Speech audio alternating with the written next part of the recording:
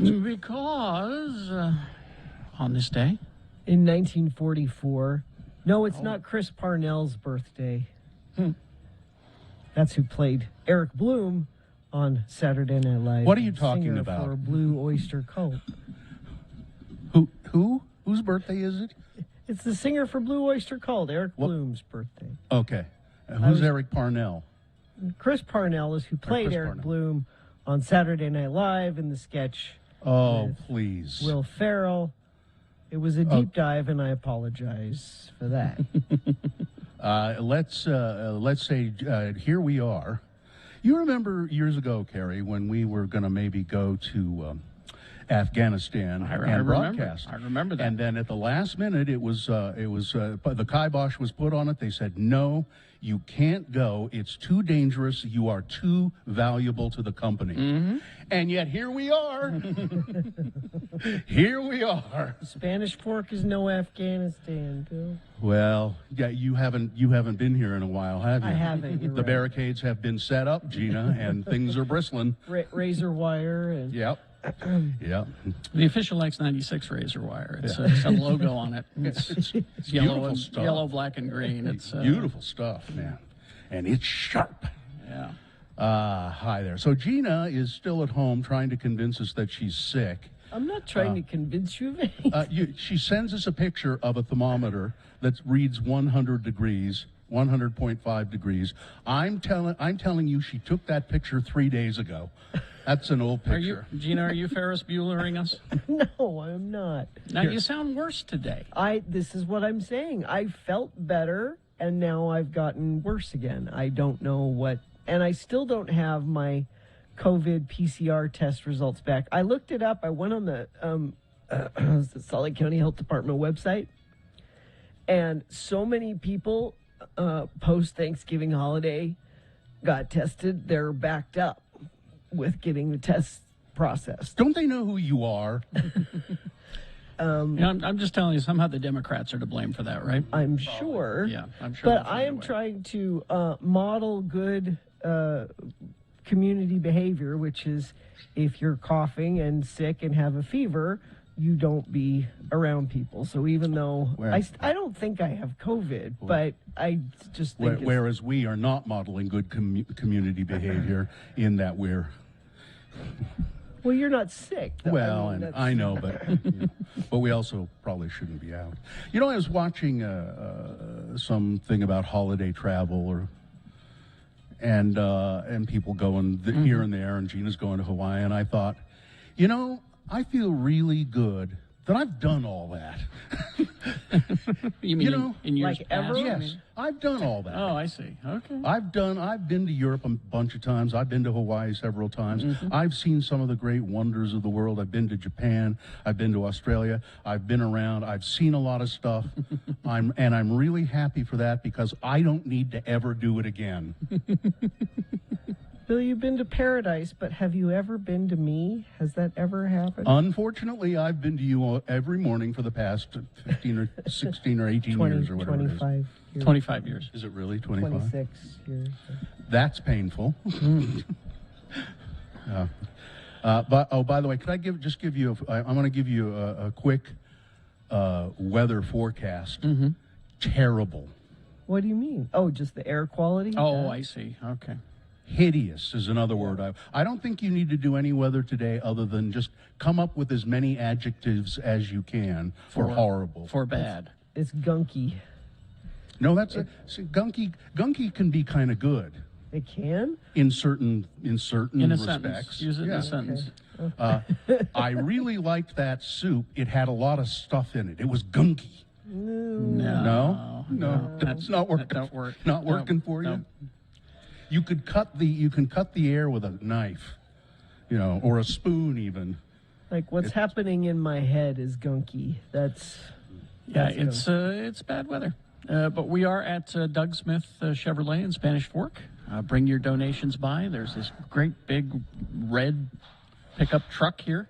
Is it a Silverado? Is that a Silverado? What does it say right there? It's a Silverado. Is that a Silverado? Yeah. It's a red or not a Silverado. It's a Silverado RST. Is the R for red? 4-door pickup truck. Yeah. Big one. So there you go. We could put your goods, your things for the road home, we could put them not only in the bed of that pickup truck, we could put them in the back seat In your back seat. and the front seat. And if we have to, we'll pop the hood and put stuff on the engine. We got another one. We can pull right. another one up here. That's right. One that's silver, maybe. Doug Smith in Spanish Fork, Doug Smith Chevrolet on Main Street. And I don't have the exact address right in front of me. It's easy. You just take the Spanish Fork Main Street exit if you're heading south, and it'll pop you right there, right in front of you. And oh, there we go. Let's see. We got Brett has given me his Brett Applegate. Oh, I know some Applegates. You see, I went to Spanish Fork High School, so Are you old man Applegate's kid? actually you look familiar to me. Not from Indiana. So Okay, that's all right. that's old man Applegate's kid. I'm telling you. I'm telling you. No, Christina Applegate. Okay, never mind. All right. Brett Applegate has given me his business card. 1341 North Main Street is the proper address. But it's easy to get. If you're headed south, again, take that Main Street, Spanish Fork Main Street exit. It'll put you right in front of us. You'll see the sign. And if you're heading the other way, well, figure it out. Yeah. That's on you, buddy. That's on you. If you're coming up from Nephi, I can't help you. Mayor Ramona Don Criddle, he'll be visiting, right. and he'll have to find his own way. Let's see. Now I don't have. Do we? We're going to take a break here. And I'm wondering. Let me just. I haven't brought up the schedule yet. We got check-in, and Okay. I say check-in because we have one phone line because we're a big-time radio station. Yes, 877-602-9696 is the precious phone number for that one precious line that we're fighting to keep that one. You're lucky to have it. Yeah. All right. That's what I hear. You can text in a check-in too if you want. Sure. Yeah. Sure. That's probably a preferred way to do it, actually. But come and see us. We're here until 10 a.m. at Doug Smith in Spanish Fork, Doug Smith Chevrolet in Spanish Fork. And if you can't make it this morning, most of you can't make it to see us this morning, go to a Rocky Mountain Chevy dealer near you to make your physical donations to the road home. That's why we're here, to get, your hats, coats, gloves, all of that stuff for the homeless shelters we do every year. When you come here, we would request that you wear a mask, please. And keep back behind. And keep your distance. Behind the razor wire. Yeah. All right. Stamps.com. You're going to save time and money this holiday season with Stamps.com. I like the post office. I'm one of those rare people. I do too. Yeah, I'm a fan of the post office. I just don't want to spend a lot of time there. And what I found when I was starting to sell my toy collection, I'm doing it on eBay, I would wind up staying at the post office for a while. Nice folks, but I had things to do. And you probably do too. So here's where Stamps.com can help you. You can get discounts you can't find anywhere else, like up to 40% off USPS rates and 76% off UPS. And you can do it from your home. So if you got a side hustle, or even if you're a small business, it works perfectly for you. Stamps.com. Do it all from the convenience. All you'll need is a regular printer and a computer. That's all it takes. I know that it sounds impossible, but it's the facts. And you can sign up with the promo code Jackson, that's my last name, Jackson, for a special offer that includes a 4-week trial, free postage, and a digital scale. No long-term commitments or contracts. Just go to Stamps.com and click on that microphone at the top of the page and enter the code Jackson. Even if you don't intend to, buy Stamps.com, do it anyway. You don't carry. I would point out too that digital scale. you could use that for other things. That's a point. Stamps.com. All right, so we're downtown now. We're Broadway Media Yeah. because our building is on Broadway. Yeah. Third South. Third South. Now, the mayor has taken an awful lot of time and money to build very special bicycle lanes. Yeah. Here on Dedicated. Very nice. Dedicated. So I'm walking down Broadway yesterday, and here comes a bike rider toward me on the sidewalk. On the sidewalk.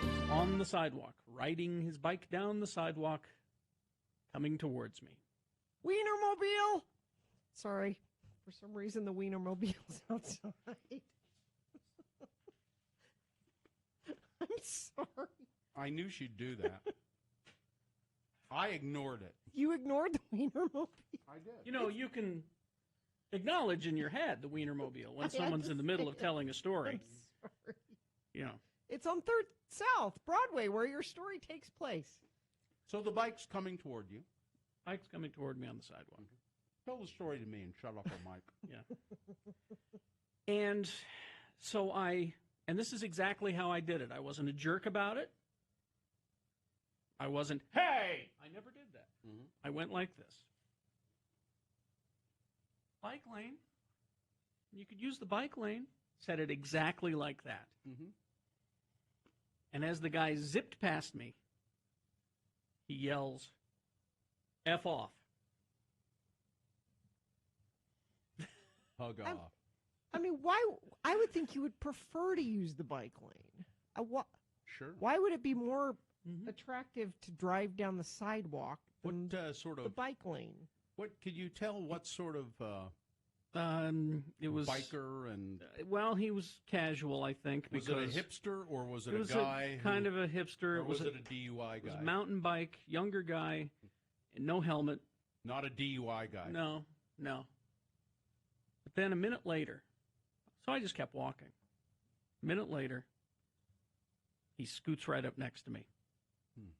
Were you nervous? And I'm like, huh? I didn't know what to think. Mhm. He said, dude, I listen every morning. That was an awesome interaction. He turned around and came back. He realized who it was that he had just told to hug off. Yeah. And I went, okay. I just, the mayor spent an awful lot of time and money on that bike lane. I just thought you might want to use it, is all. Mm-hmm. Did he explain why? He rambled about how he's a passenger, he's a rider, he's a pedestrian, he just goes wherever, some sort of crazy. Oh, he's like... It didn't make any sense, and I just kept walking. So. But he turned around and Came back. Did he apologize? Did not apologize. I think that was his way of apologizing. Saying I listen to your show. Saying is I an listen to your show apology. every morning after I tell you to F off. Yeah. Well, I don't know. I think I might have said, that doesn't make it okay. I didn't care to interact anymore. Once he started going on about how he's a pedestrian and a passenger and all Doesn't that, make any sense. I went, okay, I don't want to talk. I don't want to talk.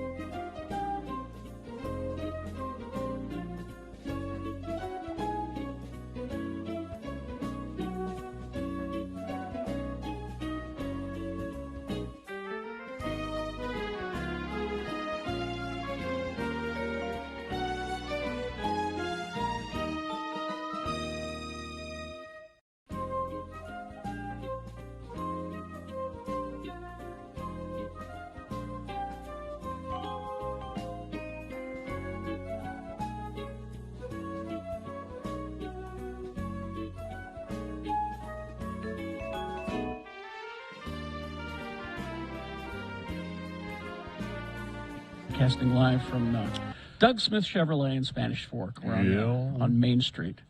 Oh, is that the Hey Dog? Is that him? Yeah. Hey, Doug. Do they still do that? I don't know. Hey, Doug. 1341 North Main Street in Spanish Fork. Someone is asking, is there a way to get an X96 mask still? Do we have? I guess you'll have to come to Spanish Fork. You've got some. Have you got some? Cynthia has some. Cynthia's yes. got a lot of them. She has a black Santa cap. That's pretty That nice. is pretty cool. I like that. Yeah. Katie needs one of those. Well, but Cynthia has one. I have one, and it says bah course you do. humbug. Of course you do. We're going to officially begin the show here in just a second, and but I want to remember to give a shout to our good friends at Mill Creek Coffee. Oh, yes. I had my Mill Creek coffee this morning. Mill Creek is the coffee that choosy mothers choose Mill Creek every time. It's true. That's their slogan. So, all right, shall we officially begin the show? I guess so. Brought to you by University of Utah Health Plans. They provide medical and pharmacy services that meet you right where you are. Enroll today at uofuhealthplans.org. The moon is just a little sliver of a moon. It was pretty. it was really cool, kind of hanging there. At first, you couldn't see it because there was too much haze, and then for some reason it cleared a little bit, and a beautiful little crescent moon as we were driving down south to Spanish Fork. It's 11.0% of full. The moon will set today at 3:21 p.m. So you got plenty of time. Go out there, take a look at it, okay? Today being, Wednesday? It's the first 2021. And this is the Radio from Hell show. It's a program. It's the Radio from Hell program. It's a PROGAMME. Yes. Starring the Lords of Morning Radio, Kerry Jackson. I'm Bill Allred. And Gina Marie Barberi, sick at home. There she is. Hello. Are you staying away from your family? No, they're all sick. I think that Katie might be right. I think you I got don't know. the COVID. I don't know. We'll That's- see what the PCR test says. All right. Katie for short is our producer in the studio there. We have great help with Miriam and Cameron Diaz, Cynthia here on site, and I don't know this guy's name. What is it? Harry. Terry. Okay, Harry. Harry's here to help out. Is Terry with us or with Doug Smith? Oh, okay. Harry's one of us. I've not seen Terry. Well, I'm not in the building much, so I wouldn't see you around. He's Harry to me. I don't All right. know. And I hate to correct you, Bill, but Andrew in the chat room says, no, you got it wrong. It's Mill Creek Coffee, kid tested, mother approved. Ah. Oh, I understand. Thank You you. get it confused. Yeah, thank you. Thank you. Ron the Carpenter checking in, and a texter who knows this show too damn well. Uh-oh. Looks like we're on for more of the gray stuff today, and Gina will be keeping an eye on it all day for us. Thanks for riding along with us early this morning. My motorcycle. Oh, the markets. The gray stuff. The gray stuff. We're hoping for the white The stuff white is stuff, what yeah. we want. That's what we need is the white stuff. Gotta Let's pray. take a look at the market, shall we? Pray harder for the white stuff. The Dow really took a tumble. There's a Spanish Fork white stuff joke I want to make, but I'm not going to. No, Listen, we are at Doug Smith Chevrolet, Spanish Fork, and we're taking your donations to the road home. And businesses around the area, Little Giant Ladders, they're very close around here. I know because my nephew works there. And those are great ladders. I have one. And so does my friend Excitable James works there as well. They donated 3 of their Little Giant Ladders here To Doug Smith? to Doug Smith, and Peterson Painting here in Spanish Fork bought them at above the price. Above market value. So all the money can be donated to the homeless shelter, to the road lovely. home. Nice. So Peterson Painting, $2,000. They paid for those. Way to turn out, Spanish Fork. Nice. Let's see now. What other industry is there here in Spanish Fork? Is there Well, they closed Grant's Lounge, so I... can we? Hey, locals know. That's old man Applegate's kid. He Man, knows. Applegate's kid, he knows. No, they've been doing a lot of stuff. It's much bigger than it was when I grew up here. You almost done. You remember when this used to be all farmland? This right here, Yeah. as a matter of used fact. to be all. I remember. Used to be all farmland. As a matter, I'm going to take a drive after we get done here. I'm going to drive down to Salem to see the ancestral home. I mean, we sold it many moons ago, but I just want to see See, if it were me, if I'd have bought that, I would have tore that house down. Because it's And on a built- lake, right? It's on- lakeside. It's right next to Salem Pond. It's just a little house that's doesn't There are- nothing distinguishing it. Really. Nothing distinguishing. It's not a great house. My grandfather built it. There are no straight lines in that house. But the folks who bought it moved in. I thought that they would tear it down. So I was just going to drive by the house to see. I just why don't you- Googled what is Spanish Fork known for. Yeah, Yes. onions, right? No, that's Payson. Oh yeah.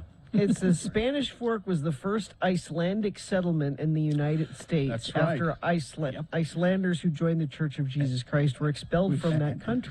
There's an Icelandic monument up in town that way. We have an Icelander working for us. Oh, Heather. Heather is Icelandic. That's right. And Heather is from Spanish Fork. Yeah, and she celebrates her Icelandic heritage all the time. I see her doing it all the time. What are you doing over Are you there, sure? Heather? I'm Well, celebrating my Icelandic. Here's how you do it. You wrap your arms around yourself like this and go, "Bro, it's cold." As an Icelander, that shouldn't be a problem, Heather. It really shouldn't. But Iceland, yeah, that Iceland, there, it's got a Viking ship on top of the monument up there. Really? Yeah. Where is it? It's that away. Okay. I could drive you I to could it. drive. I could drive you there. It's that away. Do you like now? See, I don't consider myself being from a small town. Ogden was not the biggest of towns in the world, but it was. It was a good sized You town. know, I mean, it was pretty good. It was, I would call it a city, not a town, and that's where I grew up. You grew up in a small town. Small Salem, town, yeah. Do you like that, or do you care one way or the other? Or does Well, it- I have a song. Yeah. Okay. Okay. I'm Is it intrigued. John Cougar Mellencamp song? That's right, Jim. Oh. See, we have a song about it. So, no, I like the fact that I did, and I like the fact that I am from there. Yeah. Yeah. You would not want to go back there. I no, not necessarily. I mean, maybe if I retired, again, I'd buy the house, tear it down, and build a nice house on the lakefront. But although I follow Salem Community Facebook page, and it's You do?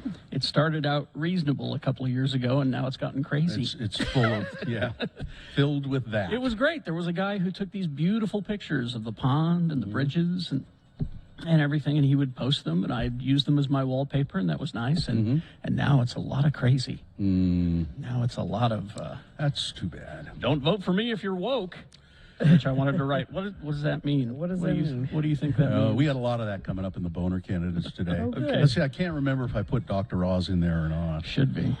But here's the big, the big news that could have gone in the boner candidates but didn't, and we'll do it in the news coming up. But the announcement that Donald Trump had COVID and didn't really tell anybody for several days, and he knew he had it, and he had it when he got on the stage to debate with Joe Biden. 78-year-old Joe Biden. Well, I think that was maybe part of the plan, I wonder. strategy. I wonder. Anyway, we will take a break. We will be back. We got big boy news, opinioendo, and things that must go all in the same break coming up after these. X96.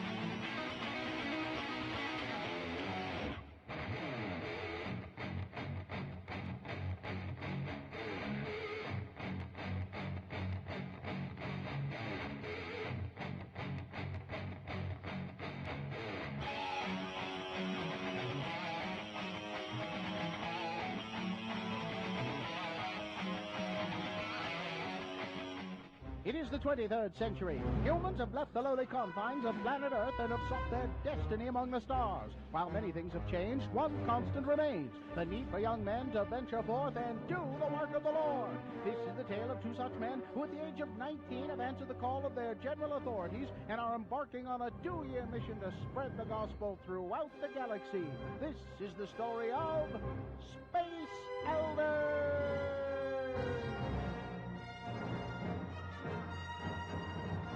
In this episode, we find an old adversary of Butch and Lehigh planning their demise.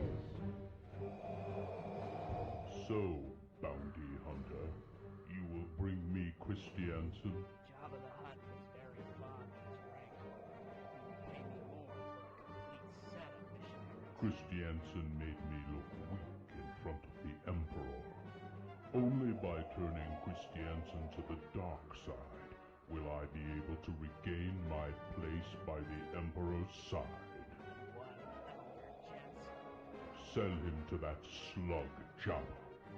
I have arranged to have the elders meet you on Bespin. There you can ambush them without anyone noticing. If these elders bested you and the Emperor, how do you expect me to transport them back to you? I prefer my elders frozen. There is a carbonite facility on Cloud City. That should make transporting them simple. Have my credits ready. I'll be right back. Here we are, Butch. Cloud City. It sure looks like the holograms they showed us in school. I don't know, Lehigh. I always get nervous when I stand on a city that's floating miles above the surface. Are you sure this is the right place? Zone Leader Hanson said that we're supposed to meet someone here named Lando Calrissian, right here on Bespin. Well, church records on this Calrissian fellow show him to be a gambler, smuggler, womanizer, and a penny stock manipulator. Are you sure this is the guy?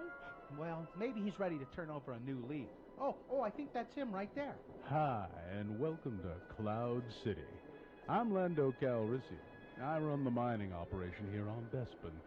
Can I offer you a beverage? Perhaps some malt? I love a malt. Liquor? Oh, no, we don't drink, Mr. Calrissian. I'm Elder Christiansen, and this is Elder Jensen. Aye. We represent the Church of Jesus Christ of Latter-day Saints. You know, the Now, Mormons. our zone leader said that you might be interested in learning more about our religion. Actually, no. We have some common acquaintances. I've made a deal with the Empire. Well, they'll leave me alone if I introduce you to this guy over here. Elders, this is Boba Fett. Boba Fett, Elders Christiansen and Jensen there. Gotta go now. Got a city to run. Bye-bye. Well, Mr. Fett was up. Well, hi, I'm... Hey, I'm all tied up. Cool toy. I need to get me one of those. We could convert more people if we could just tie them up first. Now, Butch, I don't think we would be allowed to hog-tie prospective converts. Excuse me, Mr. Fett, could you untie me now? One down, one to go. Don't push my companion in that hole! Whoa! What have you done to my companion? Is Butch dead? No, he wouldn't be worth much to me dead. Jabba wants to see him die in person. Your companion is frozen in carbonite. Now, if you would be so kind as to throw yourself down in there, we can get on with this. You're going to take us both back to Jabba's palace? No, you have an appointment with Darth Vader and the Emperor. Cousin Darth? Oh, my. Hey, get over here. Sorry about this, Butch, but I need you to do something for me. Ah! Oh, I guess you weighed more than I thought in this thing, Butch. I'm sorry, Mr. Fat. I hope my companion, who's now frozen in carbonite, wasn't too heavy. Oh, geez, what do I gotta do now? I better go for some help. Never leave your companion, Lehigh. Mr. Kenobi? It is the first rule. You must never leave your companion. Obi-Wan, come back. I need some help. Oh, well, I guess I can put you on my luggage rack like this, Butch. Come on, let's go. Will Butch be able to serve out the rest of his mission frozen in carbonite? Can Lehigh really find a big microwave to... In Spanish Fork on Main Street. It's 1341 North Main. Narth, as we would say down here. Yeah, come on here, join us. Bring some stuff for the road home. gently used coats, maybe coats that you've outgrown or you just don't wear anymore. I will go through my closet. I got about 8 coats that I don't ever wear. I've got a bunch of shirts that I barely wore that I could donate. So they're like new. Blankets? Got to go through that. Blankets are really a big item for the road home. They could really use blankets. So any of those kind of physical items. And we drop by here. We would request that you please wear a mask when you come, because we're paranoid snowflakes. And so join us here. What's it, 1341 North Main in Spanish Fork. We'll be here till 10 a.m. Okay. All right. We got Things That Must Go coming up right after Big Boy News and Opinioendo, which is now brought to you by... Get to Strong Volkswagen during the Sign and Drive event. All you need is a signature, plus you get a lifetime warranty, no charge. Get details and unlock stronger pricing at strongvw.com. News. I don't have any of the sounds, Katie, so I could have brought them, but that would have been a very complicated process. Thank you. Carrie, now while I'm doing the news here, because the way we're situated, I can't be looking at you and do the news too. So when we get to the point where it's time for me to quit, say, hey, buddy, knock it off. Or just throw this at you. Yeah, well, don't hurt me. Just I'll let you know. I have sad, tragic news for you. Tragedy. She was one of a kind, an original. She will be missed. I know you saw this movie. Brandy, the pig from Nicolas Cage's movie Pig, I saw this movie. has passed away. Oh, Nicolas Cage is the top-billed actor in Pig, the most critically acclaimed movie in his Oscar-winning career.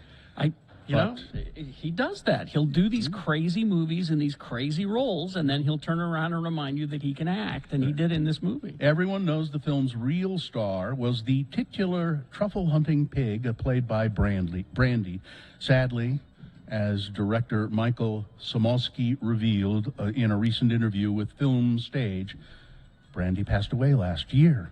She got a jaw infection, actually, at the beginning of COVID. And the sad thing is, because of COVID, all of the vets weren't taking new patients. Oh. So they couldn't treat her, and she passed away, which was really sad, he said. Oh. It's a Would you bummer. have to drive up to the vet with the pig in the car, and they come out to the car like they do with your dog? They wouldn't even do that. She actually was pregnant while we were shooting Pig, so she does have some little piglets running around today to carry on the Thespic tradition of Brandy the pig. So if there's ever a sequel. Yeah. And Toto's announced their tour dates. Nobody cares. I was going to save that news for you. I thought you'd be very excited. So as predicted, CNN suspended Chris Cuomo. Yes. After new details that he helped his brother quite a bit, Andrew Cuomo. Suspended. They didn't say without pay. Well, I'm sure he has a contract. He might have a contract. He does, I'm sure. And it doesn't say they fired him, but we'll see. I bet they do. That would be my guess. I don't know how you don't. Now this. 3 students killed in a Michigan school shooting. A 15-year-old sophomore was taken into custody with a semi-automatic handgun that was bought by his father 4 days before the fatal shooting. Aiden Page, a senior at Oxford High School in the Detroit suburbs, said that the panic was just horrible after a student opened fire, killed at least 3 people. Authorities said the 15-year-old sophomore has not given a motive, has not really spoken. They got him without killing him or shooting him. And he was in custody. His parents said, we're not talking, and he's not talking until we get a lawyer. The authorities identified the dead as Hannah St. Julian, 14 years old, Madison Baldwin, 17 years old, Tate Myrie, 16 years old. So this is a horrible detail. Myrie died in a sheriff's squad car while on the way to the hospital. The injured students ranged in age from 14 to 17.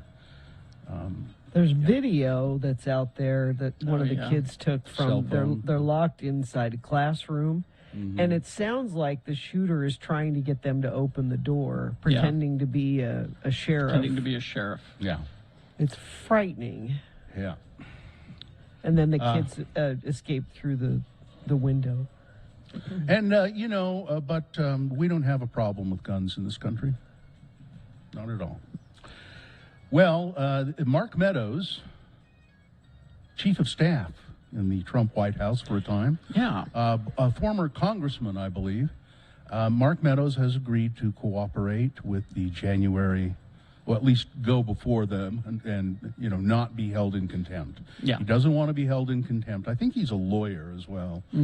He doesn't want to be held in contempt, so he's going to go before the committee and then probably refuse to answer a lot of questions. But, Or from what I understand, he's bargaining to say, I'll answer some questions, but not all of them. but he has a book coming out, and he writes as though he writes about Donald Trump testing positive for COVID-19 3 days before his first debate against Joe Biden.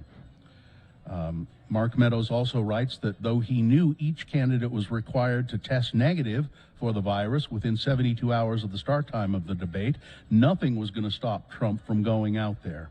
So they lied, basically? They lied, saying he was... Well, they didn't lie. They didn't say anything. Oh. It's a lie of omission, Omission. as my bishop used to say. Meadows says in the book, Trump returned a negative test result from a different test shortly after the positive. Nonetheless, the stunning revelation of an unreported positive test follows a year of speculation about whether Trump, who was then 74, had the potentially deadly virus when he faced Biden in Cleveland on September 29th. And indeed he did. He had COVID. Do I remember correctly that there were prosecutions back during the AIDS pandemic, the last great pandemic we went through? There were people who were prosecuted who knowingly had AIDS and knowingly had I'm trying to remember. sex. I think there were prosecutions. It seems like there was. Attempted prosecution. I mean, so I'm just wondering if this is a prosecutable offense. I don't know. Utah, we're right there. We're just adding to the mess. 1,195 new COVID cases. I'm sorry to be so negative, but that's the fact. And 20 new deaths reported. That's the fact. A 23-year-old mother wanted to wait to get a COVID shot until she was through breastfeeding her son. And now she has COVID. Do that. You don't have to wait. No, you don't. It's okay to get a Now shot she has- when you're breastfeeding. And now she has COVID, and she's fighting for her life. 23-year-old Dexy Scopese tested positive for the virus on October 29th.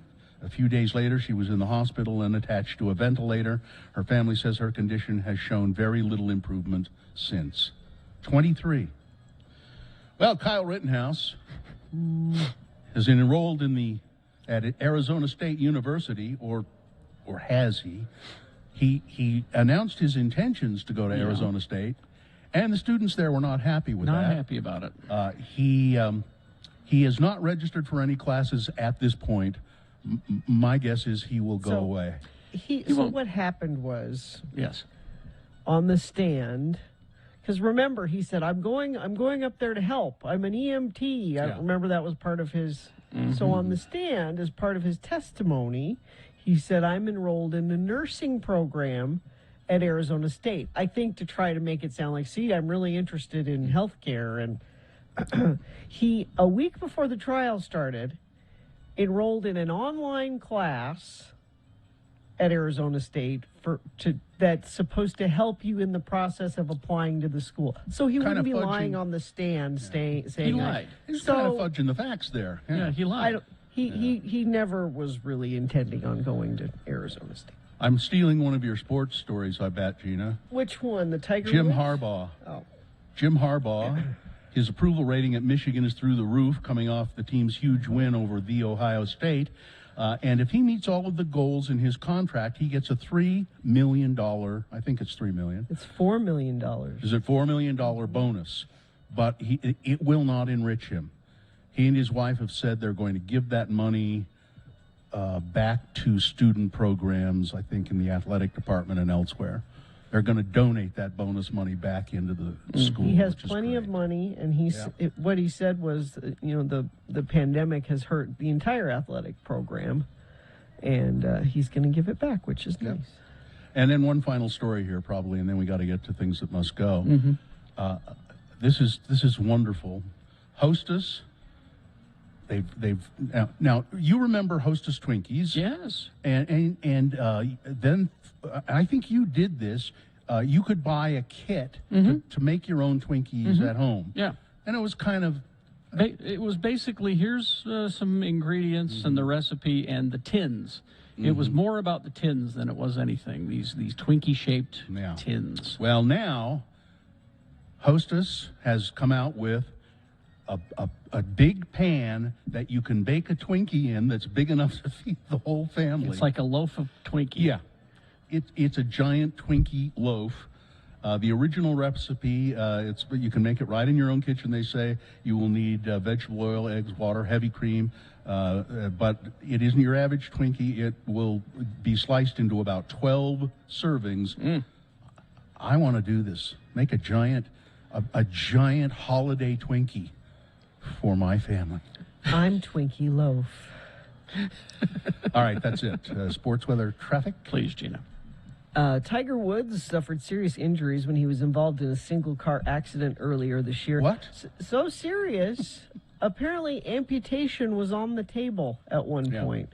Yeah, well, that's where you'd want to do it, is on a table. You don't want to do it on the A floor. chair or something. But his fractures to his lower left leg were so severe, they discussed it. Let's Don't cut cut that off my thing off. leg. And he said, I'll probably never play on a tour again, but I'm hoping to get to the point where I can play in a few, just one-off kind of rounds of golf thing, but not a whole tour. He doesn't think he'll ever be able to do that again. Weather, gunky, hazy, crappy, no end in sight.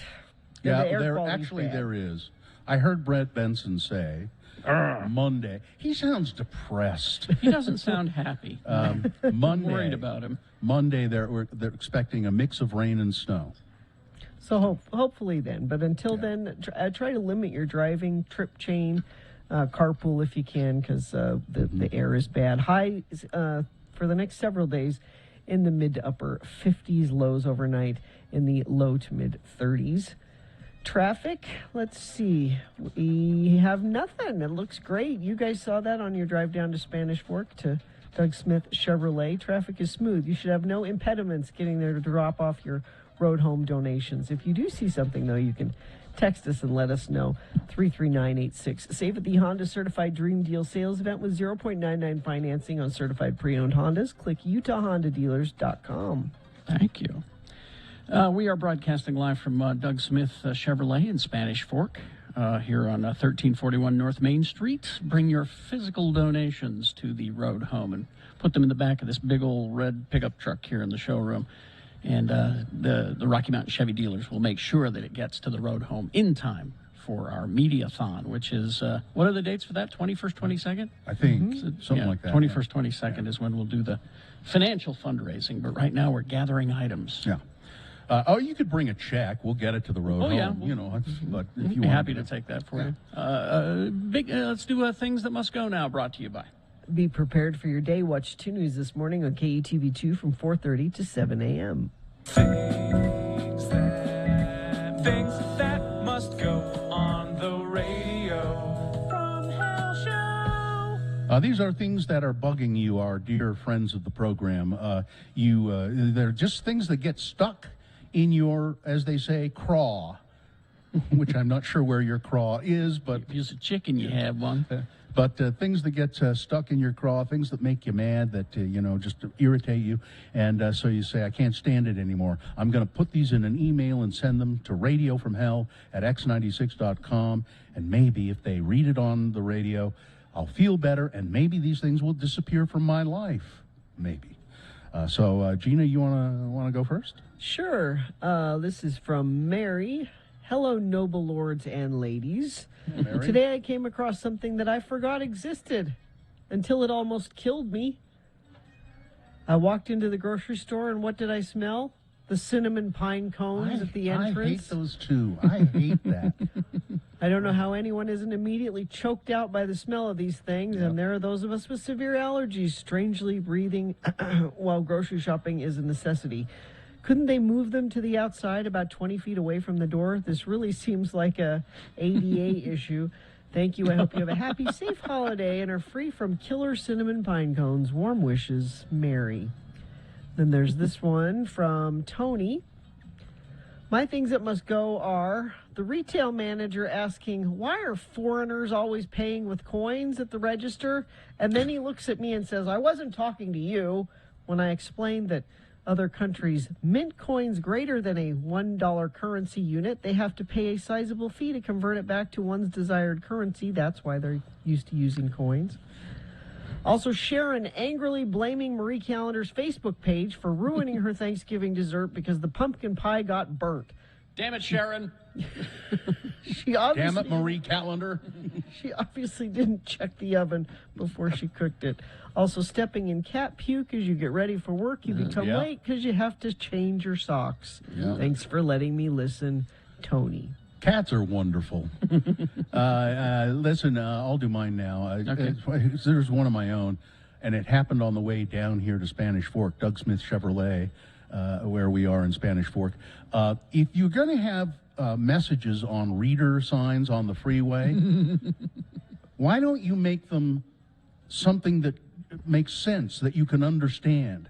I don't know what those signs were saying. I think they were trying to tell us to be on the lookout for some vehicle or something. Oh, I see what you mean. You know, those Okay. big reader signs up there. The traffic Today. warning signs, yeah. Did you look at the? Yeah. And I'm going, what are they talking about? What do they want out of this? You're looking for an old person. That's right. It said silver alert. It But means- then yeah. But then it gave a bunch of just nonsense. It was the car make and the license plate. California plate, I I think. think they need to make that clearer. Yeah. This one from Sicily. Hello, Lords. My name is Cicely. Feel free to use it. I have many must-goes, but one in particular strikes me to my core.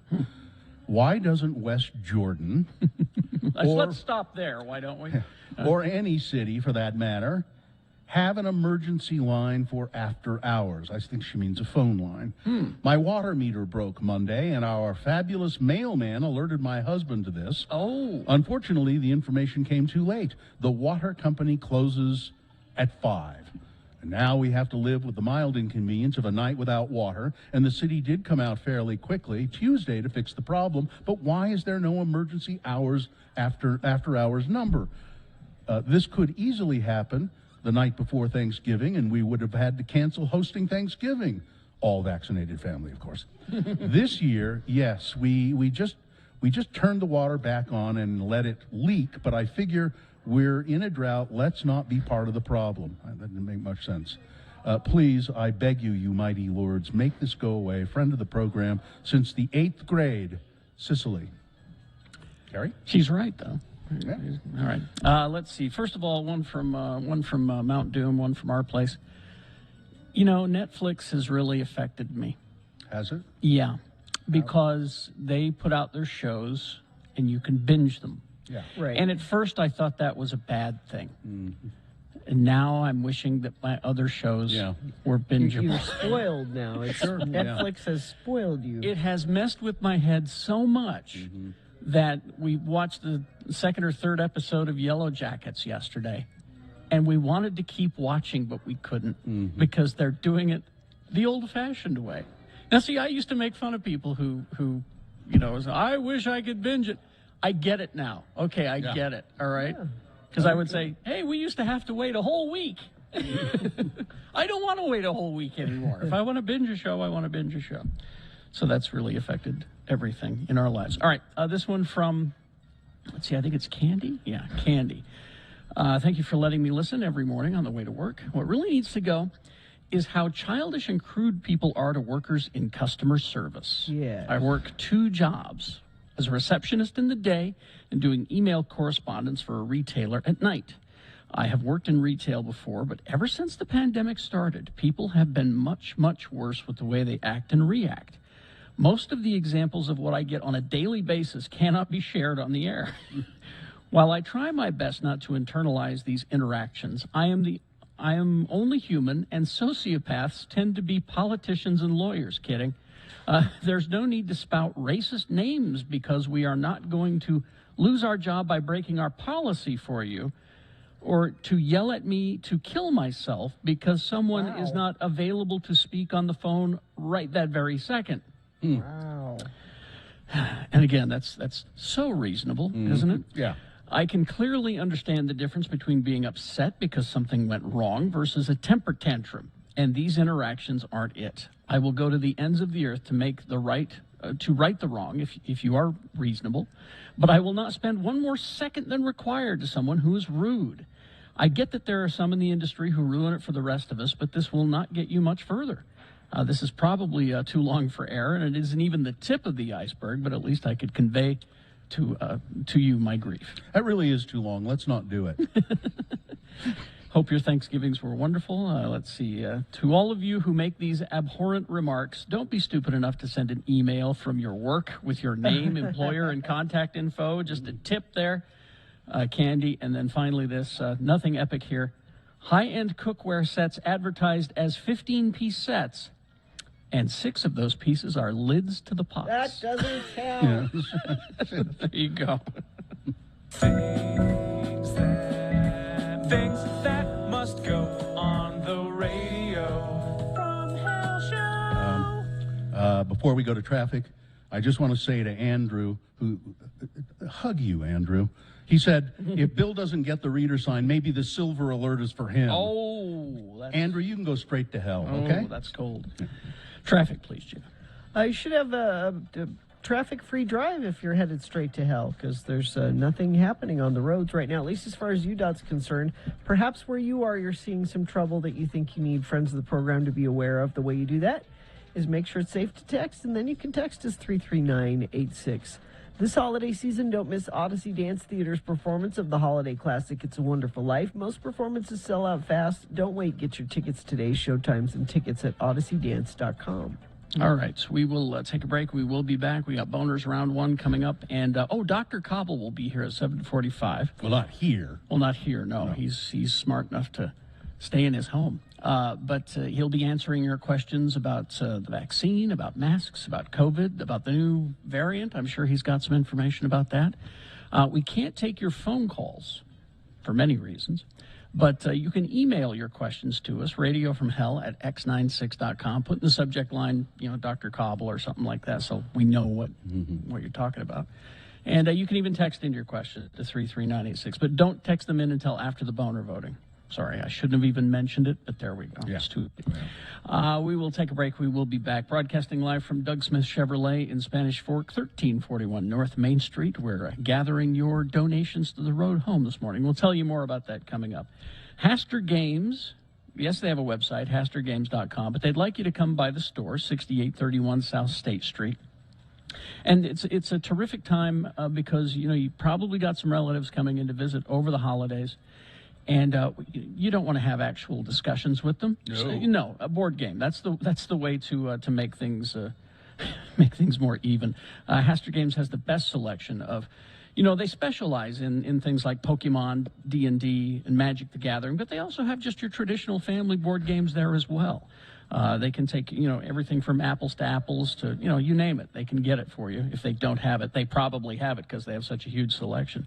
Magic the Gathering's new set, Innistrad Crimson Vow, is now available in the store. The set features a new and returning characters from its previous Innistrad sets in all their gothic horror glory, as well as fun new mechanics being added to the game. Also, Pokemon Fusion Strike has just been released, and they've got a ton of products available, including booster packs and boxes, blister packs, and elite trainer boxes as well. So check them out online at hastergames.com, or better yet, stop by the store. They're a Salt Lake institution, locally owned and operated, 6831 South State Street. Haster has it. Recently on the Rachel Ray Show, she was promoting her new fragrance, which she calls Fancy. It's $85. She sprayed some in the air and then started naming all the benefits. The main one was that it allows you to fart and nobody can smell it. That's a selling point. That's what she said. She said if you're in an elevator and you're wearing this perfume. She's a classy one. Do they have a guy's version?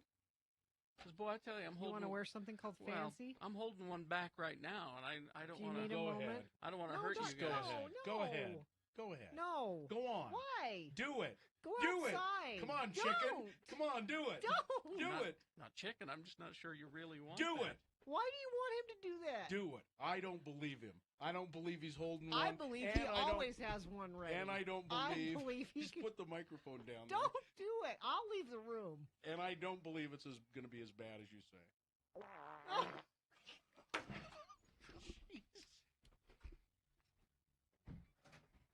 What, you weren't serious?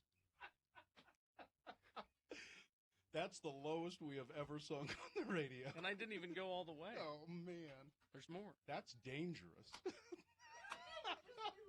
He, Yeah, he did. I made him. I made him. You know how I am with peer pressure. Here, Carrie, have a drink. Here, Carrie, fart. You know, pull my finger. Listen, it started when I was a do kid. that. He It started did. when I was a kid. My dad used to make me pull his finger. He did. I don't smell anything. Seems Well, fine. it'll circulate. Well, Yeah. okay, It'll come maybe around. maybe we'd better take a break. I haven't been eating much meat lately, so, Oh, jeez. Well, you know. You know, for someone that just That was really tuned into good. this show for the first time, I know, just they would- now, We don't usually do that. We've lost them forever. usually, Really? you know, we're Do you think? You don't think that they could forgive us just this one? I can't forgive you. now long-time listeners of the Radio from Hell show. If you'd like to call us now, Listen, I was goaded into it. I did. hope I you're pushed both him. happy. He was calling me names. He I was pushed pointing him. at me. I pushed him. It's a good thing there wasn't a cliff. I'm glad Anyway. we don't have a sponsor for the boner right now. Yeah.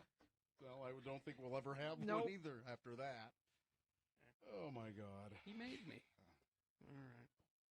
Uh-oh. Weather? Somebody just texted and says, "Well, that's why you guys have a new three-year contract." And Sue just texted in, I am so proud to be your wife Your bags right now. are on the porch. I also just got a texter that says, "I can smell it from here." It really is bad. Is it? Well, I've been holding it all morning. I haven't had a chance to leave. I know what that's like. I mean, figured I'd be fine until, at 10. Yeah. It really started to kink up, and then you talked about that perfume. Oh God, I can't believe you did that. Now listen, how do you guys know it wasn't just a recording It of a wasn't. fart? He put the Shut up. microphone Yeah. down. Shut up. It could have just been a recording of a No. fart. You don't know. You don't, but I'm here to tell you it wasn't. Well, see, these guys are selling it. Yeah. They're acting. Nope. That was real. Oh man. Great. Oh, wait a minute. Huh? Wait a minute. Oh, Don't! Yeah, it was real. told you. Yeah. I thought you were going to do it No, too. no. All right. I don't have one, or I might. Is it like yawning? It just, when somebody No, does it, no. everybody It's just contagious. No, Just I got. jumps in and- No. Okay, all right.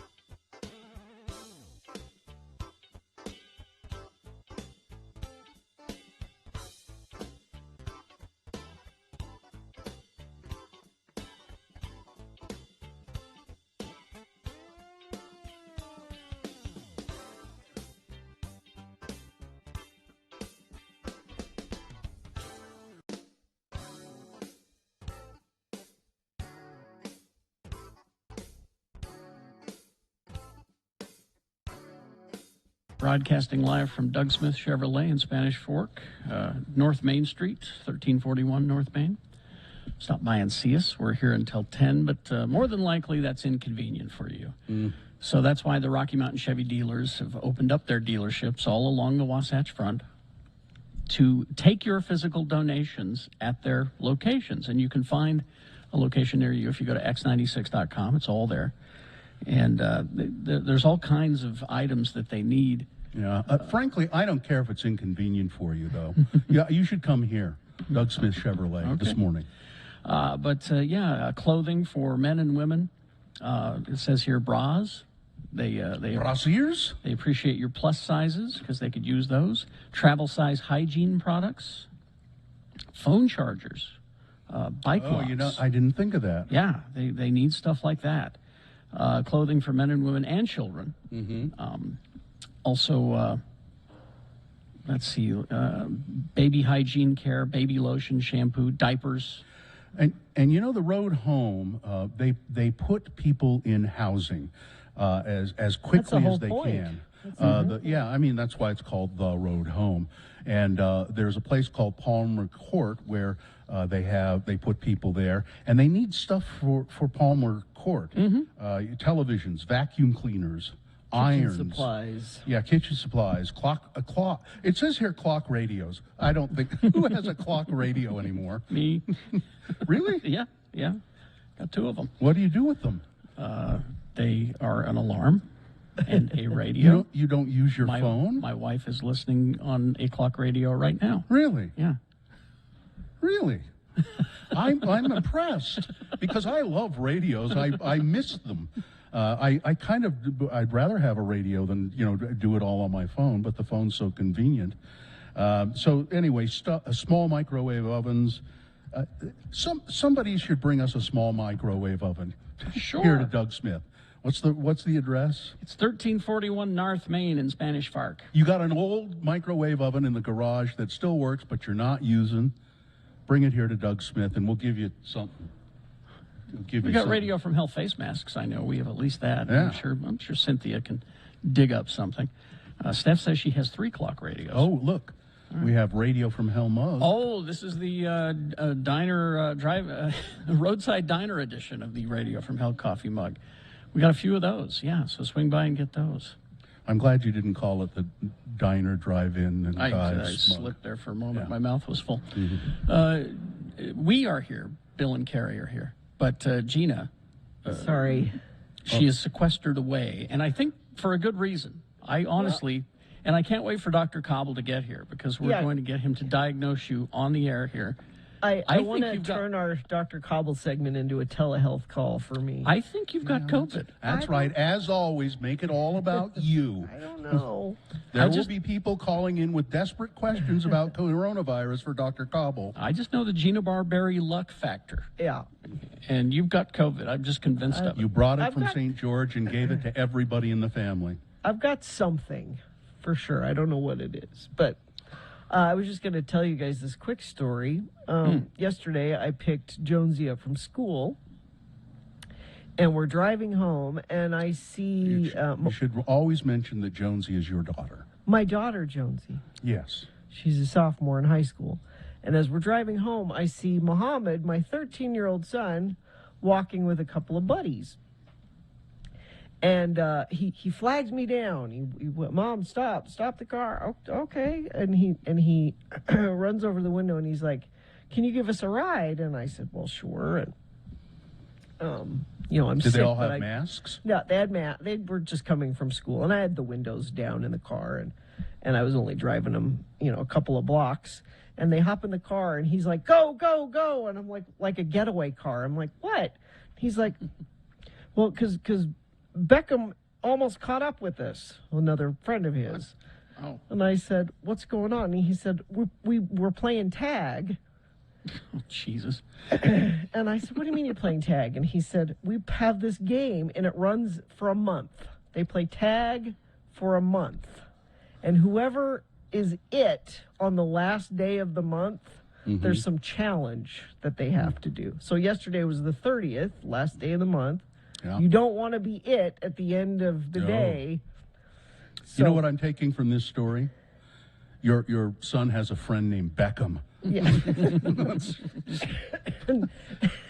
and so I said, well, what's the challenge if you're it? And he said, you have to do the one chip challenge. I said, what's the one? Has Katie heard of the one? She looks like she knows about the one chip challenge. There's this chip, this like corn chip, that's made out of a Carolina Reaper pepper and a ghost pepper and a scorpion pepper. Like one chip. Like they're saying. Where does this come from? You order it online, I guess. What? But yeah, and that if people are stupid. I know. So whoever was it last night at midnight, I don't know if it's Beckham or who it is, has to eat. But it wasn't your boy. No, so he hopped in the car. He's like, go, go, go. And I'm like, what? And I said, well, what? He said, I'm just going to go home and I'm not leaving the house the rest of the day. So they can't tag me. Is this a TikTok thing? I don't know. It's just a... But I had no idea this. And I said, you really play tag for a month? He said, yeah. I hope it's Beckham. I hope Beckham got the chip. I hope it was Beckham. So I don't know. I'll give you an update when I find out who ended up being it and has to. I want to know more about this chip because is it a big thing or is it? It's just called like a pack. I don't know. It's called a Packy chip. Somebody's texting in saying you can get these chips at a lot of grocery stores, Walgreens. Huh. I've seen it in most 7-Eleven stores. Apparently, it's a thing. There's a warning. It says don't eat if you have a sensitivity to spicy foods or allergic to peppers. I think I told the story a long time ago. Don't touch your eyes. I was at the farmer's market, and there was a place that a guy that was selling jerky, all kinds of jerky that he made here in town. I think it was called Terrapin Jerky Company. And he had some really delicious varieties of jerky. And he said, "Hey, do you want to try the really hot one?" And I said, "Yeah." He said, "Be careful. It's got a lot of, I don't know, ghost peppers and all of this, and habaneros and those little orange ones, Scotch bonnets and all that." He said, "So you go ahead and try it." I took a bite of it, chewed it up, and swallowed it, and then went, "Uh-oh." At first it just burned my mouth for a second. Okay. And then my face got flushed and I started sweating profusely. And then I felt like I was going to throw up. And I said, to my wife, we got to go, we got to get out of here. And I was like, I almost couldn't walk. I was sweating. I was, intense pain in my mouth and throat. We got to the car and I couldn't stand it anymore. And I had to go to the gutter and start throwing up in the gutter. Oh, wow. And it was, and I couldn't breathe very well. I mean, it was just like, so that can be dangerous. I found the chip. Yeah. It is Packy, Paqui, and it is a thing called the One Chip Challenge that they are playing. So somebody today, one of Mohammed's friends is going to have to do the one chip challenge. I really hope it's Beckham. Let us know. This year's chip, the infamous Carolina Reaper and the stinging scorpion pepper. It's so dumb. God. The One Chip Challenge. It's a 13-year-old boy thing. I mean, it's the perfect 13-year-old boy thing. The video shows nothing but grown men, but yes, I agree with you. It's a 13-year-old boy. See, I might be crazy and absolutely love Takis, but at least you can enjoy the flavor of them and not die from the heat. So I don't hate Takis. You're the one. I didn't really know what they were until you were talking about them. So I got them, and they're okay. I don't like them that much. I love them. Takis. Somebody I like says the one that. I ate a small corner of the chip, and it messed me up for 2 days. I believe it. Apparently, they sell them with gloves so that you can handle them. This is so stupid. I can't believe it. It's ridiculous. God. The videos. It's all bros. Yeah. So your son is turning into a bro. No, those are adult men that are acting like 13-year-old boys. I don't think this is bad 13-year-old boy Gina, behavior, this is where it starts. The Packy is an entry drug to being a bro. Well, I know we got a Flying J around here somewhere. Apparently they sell them at Flying J. And I know there's a 7-Eleven down that way. Well, I'm not getting them. I don't care. I'm not going to eat gloves. them. No. Ugh. Not going to eat Well, them. I'll follow this story for you throughout the day. Throughout the Let day. you know. I think you should alert your son not to the dangers of the Pocky chip, to the dangers of turning into a bro. And our attorney, Ed Brass, is asking, is this what Squid Game is? Kinda. Yeah. Kinda. All right. Traffic, please. Okay, it's been very light this morning. Let me refresh my UDOT website so I can give you the most up-to-date information. And it's still light, and you actually aren't sending me anything in via text either at 33986. I think that means you should have no problem getting to Doug Smith Chevrolet in Spanish Fork to make your road home donation. There's no Haven't traffic seen issues. anybody yet. Haven't seen anybody. Go down and see the guys and take some stuff for the road home. Excuse me. John Cameron Mitchell brings songs and stories from his iconic musical Hedwig and the Angry Inch, one night only, December 4th at Kingsbury Hall. Tickets at utahpresents.org. All right. Sponers round one coming up next. Yes, here are the candidates you'll be considering. Boner candidate number 1. This would be a joke if it were even remotely funny. Boner candidate number 2, shy or not shy. And boner candidate number 3, a hungry little kitty. All right. So round one of your boners, big boy news after these, X96. We got the rest of the potato chips. All right, now we've tried the, so we started with the cappuccino flavored Lay's potato chips. Which didn't knock us out, but we didn't hate, except for Gina. She hated them. Now, The wasabi. now they've had 4 new flavors, and people want to call them both. Wasabi. Bill tried the wasabi as well, Bill Frost. Yep. Not hot. Good, not hot. Yeah. They're not hot, Now, but they're flavorful. now I've got the bag of cheddar, bacon, mac and cheese here, and Gina said of the wasabi, "Oh, you got your winner right here." My guess is she won't even try the bacon, mac and cheese. Yeah, I'm sure there's not actual cheese in it. No, there is. There is. I read the ingredients. There's like cheese powder or something. This is your winner. She won't even try them. No. I thought you didn't like cheese not because of the flavor, but because it's cheese. And this is It's a principle. No, I'm not gonna. and this is far enough You're gonna love removed it. You're gonna love it. from cheese that She has standards and principles. I have totally arbitrary rules. That's exactly. I think that's your winner. Now there's one more there. What's Yeah. that one? Mango salsa. Which Those are- somebody in the chat room said tasted like potpourri. Right. this isn't bad. Yeah. Maybe it actually is potpourri. Although if you eat a few of those, the bacon mac and cheese, they get kind of too salty. They're not bad. And here's the wavy mango salsa. Wavy mango salsa. Wavy because of I like the idea of mango Yeah. salsa. No? No good. Potpourri? Too sweet? yeah, Let's see. too artificial. Am I right then, without even tasting the bacon mac and cheese, that the wasabi is the best? No, the bacon mac and cheese is better. Well, I think your winner is the bacon mac and cheese because mainstream America will love that flavor. let me see the wasabi again. No. Yeah, You potpourri. have those. I bought them. What do you Potpourri. mean no? Yeah. Mango salsa is a hard sell. Yeah, that's no good. I don't like it. You can put it on the back of your toilet tank. Why would you? Yeah. Out of all of them, I would say the wasabi is the best flavor, but the winner is the bacon mac and cheese. America will vote for that one. Oh, yeah. By the Mango way- salsa's weird. Yeah. By the way, you notice I'm sharing all of my chips. Girl who wouldn't give me a cookie last week. 4 cookies made for me with my name on them.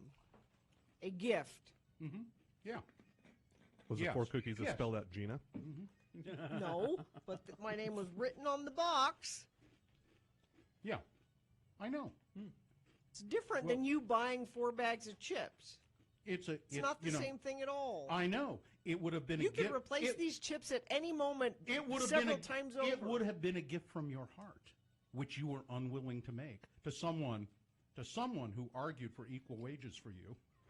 You can't drag that out. Yeah, why not? It was proposed. I can't even finish this one mango They're salsa. terrible. Yeah, they're not good.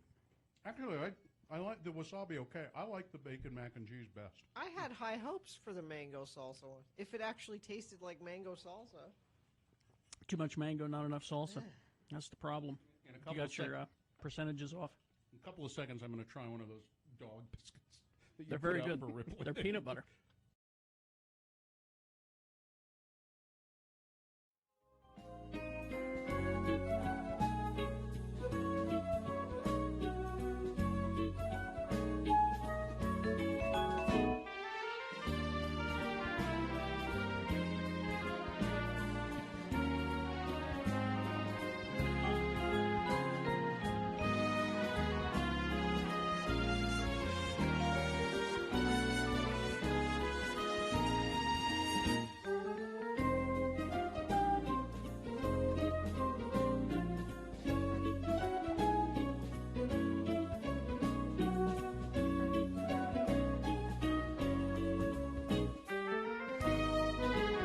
We are broadcasting live from Doug Smith Chevrolet in Spanish Fork, 1341 North Main Street.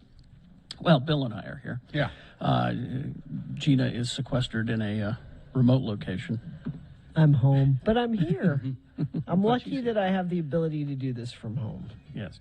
But we're asking for your physical donations. If you can make it here before 10, that would be great. If not, just find a Rocky Mountain Chevy dealer near you and take your coats, boots, hats, all that stuff that we ask for this time of year for the whole shelter. Take them to a Rocky Mountain Chevy dealer, and they will put them in the back of a big old pickup truck and get them to the road home for us. Infant car seats, new ones, twin-size sheets, sippy cups and bottles, new pillows, non-perishable food items even they need. So. Oh, okay. But right now it's time for round one of your boners. 3 news stories. These are examples of bad, stupid, or funny human behavior, and you will decide with your vote. Of these 3 candidates, which one is the worst? Which one deserves to go forward to boner fight, possibly becoming boner of the day? This is round 1. We have round 2 coming up at 8:20. I'll explain that when we get there. And then we have boner fight at 9:20. Don't worry about any of those right now. We just need to get a champion from this round. It won't be boner of the day yet, but we need to send one of these 3 forward to boner fight. 2 candidates now, a third after the news. Once you've heard all 3, then you will vote. And one of you lucky random boner voters will receive. John Cameron Mitchell brings songs and stories from his iconic musical Hedwig and the Angry Inch, one night only, December 4th at Kingsbury Hall. Tickets at utahpresents.org. Here's boner candidate number 1. Well, this would be a joke if it were even remotely funny. Dr. Mehmet Oz, a celebrity physician known as the host of the Dr. Oz Show, announced on Tuesday that he's going to run for Senate in Pennsylvania, jumping into a crowded Republican primary for an open seat that is crucial to both parties' quest for a Senate majority in 2022. Dr. Oz, first-time candidate whose political views are little known, although he has endorsed Trump, entered a GOP field roiled by the recent withdrawal of a candidate endorsed by former President Trump, in which most contenders are vying to show their loyalty to the Republican Party's de facto leader. Dr. Oz said he was motivated to run because of the pandemic. He said, we've really got to get back to living life. He criticized official responses to the COVID-19 in terms embraced by conservatives. The pandemic has been mishandled by elites, he said, who stifled dissenting opinions, mandated policies, closed our parks and our schools. He said, we've got to get all the kids back into schools. He said once, some people, if we get the kids back in school, some people will die, but that's an acceptable risk. And I think he used the figure 2%. He said 1 to 2%, which doing the math is like 6 million. 6 million kids. So that's fine. He's an idiot. He's also early on was a hydroxychloroquine guy. Yeah. So we And know he's where not he even- stands. He lives in New Jersey. He doesn't even live in Pennsylvania. He says, Or I've he been has voting until in recently. Pennsylvania. I've been voting in Pennsylvania. Yeah, but God forbid we mail in our ballots, right? You know, and I saw somebody tweet this morning, and I couldn't agree more. This tweeter said, I really do love Oprah, but I'll never forgive her for unleashing Dr. Oz and Dr. Phil Yes, on the she's public. responsible for both of them. Boner candidate number 1. This would be a joke if it were even remotely funny. Here's boner candidate number 2. Shy or not shy? North Kingston, Rhode Island, former student athletes at North Kingston High School say that the body fat tests conducted by longtime basketball coach Aaron Thomas were an uncomfortable open secret that goes back more than 20 years. Even now, they remember his question, are you shy or not shy? That meant Thomas, who was 54, wanted the teenage boys to go into a small janitor's closet or the little AV room attached to his office. And there, alone with the coach, Thomas, they would have to remove their clothes and underwear so that Thomas could do a body fat test using skin fold calipers to pinch and explore the skin near the scrotum, their groin, and their buttocks. 20 years? Some of this went Thomas's on? former players told the Boston Globe in multiple interviews over the past several months. Some said he would also ask them to do stretches or duck walks while naked. One alleged that Thomas did a hernia check, and and everybody knew about it. For 20 years, this has been going on. That's unconscionable. Put him in prison. Number 2, shy or not shy? Coming up in a moment, boner candidate number 3, also a good one, hungry little kitty. All right, it's boner candidate number 3 for round 1. Coming up after this, big boy news and opinioendo, brought to you by. This holiday season, don't miss Odyssey Dance Theater's performance of the holiday classic, It's a Wonderful Life. Most performances sell out fast. Don't wait. Get your tickets today. Get showtimes and tickets at odysseydance.com. All right. Gina, you know who Alice Sebold is, don't you? The Lovely Bones. She wrote the Oh, book, okay. the Lovely Bones. Gina reads books. That's why we ask her these questions. I like that book a lot. She says, I'm sorry. For- Anthony Broadwater spent 16 years in prison after she identified him as her attacker in an assault she described in her memoir, Lucky. Alice Sebold said she was wrong. She identified him in court as her attacker, but her apology came 8 days after the conviction of Anthony Broadwater was vacated by a state court judge in Syracuse, who concluded, in consultation with local district attorney and Mr. Broadwater's lawyers, that the case against him was deeply flawed. As a result of the conviction, Broadwater spent 16 years in prison. Wow. Before being released in 1998 and was forced to register as a sex offender. Ms. Sebold, who described the rape and the ensuing trial in Lucky, said, I'm sorry.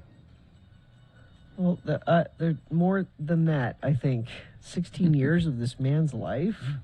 Tragedy. Whatever money she made on that book, she should give to him. Tragedy. He was one of a kind. He was an original. He will be missed. Mark Roth has died. Who dat? What do you mean, who's that? It's not coming. It's not striking my brain right now. His explosive power game made him one of bowling's all-time greats, and the second to earn $1 million in career earnings in the sport. He earned $1 million as a professional bowler. He died on Friday in Oswego, New York. He was 70 years old. The cause was congestive heart failure, said his wife, Denise. Well, listen, you got to fact check things, and I know it's impossible to do it accurately if you're a layperson. People who tell you that they're doing their research, you know, there are certain things you are not equipped to research. Yeah, you're sitting on a toilet Googling things. That's So there are people who do fact check things well. and fact-checking a research abstract cited by commentators as proof that COVID-19 vaccines increase a person's risk of heart disease has raised multiple concerns from experts. The 319-word abstract published in the American Heart Association journal Circulation claims that its research has found mRNA vaccines dramatically increase inflammation in the endothelium cells and T-cell infiltration in the heart. The inflammation, it says, may account for the observation. So anyway, it goes on. And this is in a medical journal. Well, they did some fact-checking. Some experts did fact-checking all of this. It's bunk. It is. It's absolute bunk. Yeah. Multiple experts have raised criticisms of the abstract, which does not detail a full study. It has not been peer-reviewed. Nope. They just why would the American Heart Association just throwing it in their magazine? It's ridiculous. And there are also, they say, it added specifically there are several typographical errors. There's no data in the abstract. Basic of mistakes. Yeah, and this goes back to Dr. Oz's statement about how outside voices are silenced. Well, there's a reason. It's because a lot of times it's mistaken. Carrie, you have, I think you have with you today an N95 mask. I do. Yes. I want you to be aware, though, that the N95 mask, arguably the most essential and coveted piece of pandemic protective gear, is no longer a rare commodity thanks to the return of Chinese imports and a resurgence in U.S. domestic production. But good luck buying them online or at big box retailers because they're likely counterfeit. Really? They're not real. Consumers who try to purchase N95 masks, mainly on Amazon, are often led to vendors selling fake or poorly made KN95s, a Chinese-made mask that is often marketed as an N95 equivalent, despite the lack of testing by U.S. regulators. That's what this is. It's that's a KN95. KN95 made in China. Well, it's okay, but it's not a. They're not all bad. They're not all bad. No. But but some are, and I mean they're not. It's better than nothing. Yeah, I mean that's still a mask but it hasn't been tested by American sources. All right. Marcus Lamb, you have any idea who that is? Who that? Marcus Lamb, the founder of a large Christian network called Daystar, died Tuesday after contracting the coronavirus. Lamb's network during the pandemic has made the virus a huge focus, calling it a satanic attack that should not be treated with vaccines. He was 64. Where is the list of pro-vaccine broadcasters that have died? Where's that? There isn't one. There isn't any. I don't understand why there's this long list of anti-vax there is a long list. Yeah, you could follow up that list with all of the kids who've been wearing masks in schools who have died. There just aren't any. No. The new Omicron variant hasn't been detected in the United States yet, but doctors are fear that day isn't far away. An infectious disease physician from Intermountain Healthcare cautions residents not to lose focus, though, over the greater threat here in Utah. We don't know much about this variant. The variant has been identified only last Wednesday, said Dr. Eddie Stenheim. Stenheim, I think. There have been many variants of the original coronavirus already, but Omicron has over 50 mutations, while Delta only has 9. Those characteristics could lead to different characteristics. It could lead to more contagious or less contagious. We just don't know. We don't know. Don't lose sight of the fact that the Delta variant coronavirus, or COVID-19, is killing 20 people a day here in Utah now. 20 a day. Is that acceptable? No. Apparently. I don't think it is. According to the legislature. Put on a mask and get a damn vaccine, you dumb. There's a Walgreens right around here. You could probably get a vaccine. It's probably where Shane got these Packy chips. Yeah. Sheena. Oh, don't! I'm not touching You shouldn't them. be touching those. Shane, they're in a bag. I've got it's in a bag, and I've got my medical wipes here as well. He also donated $40 to the road home while he was here. Oh, nice. 2 people were hit after a shooter randomly opened fire on several vehicles traveling on I-15 between Nephi and Scipio early Tuesday. They have no idea who did it. I think 4 cars were shot at. All the police can really say about it is be on the lookout. Thanks. For somebody shooting at your car. There's a 5-star all-inclusive resort coming to Utah. Really? A ski resort. And you know what? That'll be great if we ever have any snow. Where is it going to be? It's their Snow Basin is where it's going to be, but it's going to become a Club Med. Oh, really? Yeah, Club Med, Utah. Snow Basin's one of my favorite places. When I used to snowboard, that's one of my favorite places to go. It's great if they ever get any snow. If they ever get any snow, it's going to be a wonderful thing. Mm-hmm. All right, that's it. Weather, traffic. Weather is not a wonderful thing. We've got the inversion back, and it looks like it's going to stay here through the weekend, which means you should be mindful of your driving, your trip chaining, your carpooling, that sort of thing. Highs in the mid to upper 50s, overnight lows in the low to mid 30s. Next chance of maybe something changing won't be till Monday. So that's super fun. The good news is, though, we don't have any accidents to tell you about. I'm looking at the UDOT website, and they are not reporting any. So things are moving well. You're not reporting any either to me via text at 33986. But if you see something, that's where you send it in. Just make sure it's safe for you to text, and I'll pass it on to friends of the program. Be prepared for your day. Watch 2 News this morning on KUTV2 from 4:30 to 7 a.m. All right. Here's boner candidate number 3. A hungry little kitty. Passengers on board a flight to Atlanta were dumbstruck when a woman started to breastfeed her cat. The incident reportedly occurred on a Delta flight to Atlanta, where the aircraft communications addressing and reporting system message said, require red coat meet passenger in seat 13A. The passenger is breastfeeding a cat and will not put cat back in its carrier. According to the Daily Star, it means that the pilot and a member of Delta's Red Coat ground team had to meet the passenger in question after landing. And somebody shared it on Twitter saying, somebody just texted me this. What the actual hell? That's all the information I have about it. That's it, huh? Yeah. Hungry little kitty. All right, there you go. That's boner candidate number 3 for round 1. Let's review the first 2 and vote. It would be a joke that Dr. Oz is running for the Senate. It would be a joke if it were even remotely funny. Boner candidate number 1. Boner candidate number 2, shy or not shy. North Kingston, Rhode Island, well-known basketball coach there. This was an open secret, apparently. Athletes say that he would have them stripped naked so that he could conduct fat tests near their genitals. And boner candidate number 3, a hungry little kitty. All right, let's get to voting. You've got to decide of these 3 candidates which one should go forward to Boner Fight and get that chance to become Boner of the Day. Winning here puts it a spot in Boner Dome. Then we'll do this again at 8:20 with 3 more candidates. We'll get another winner there.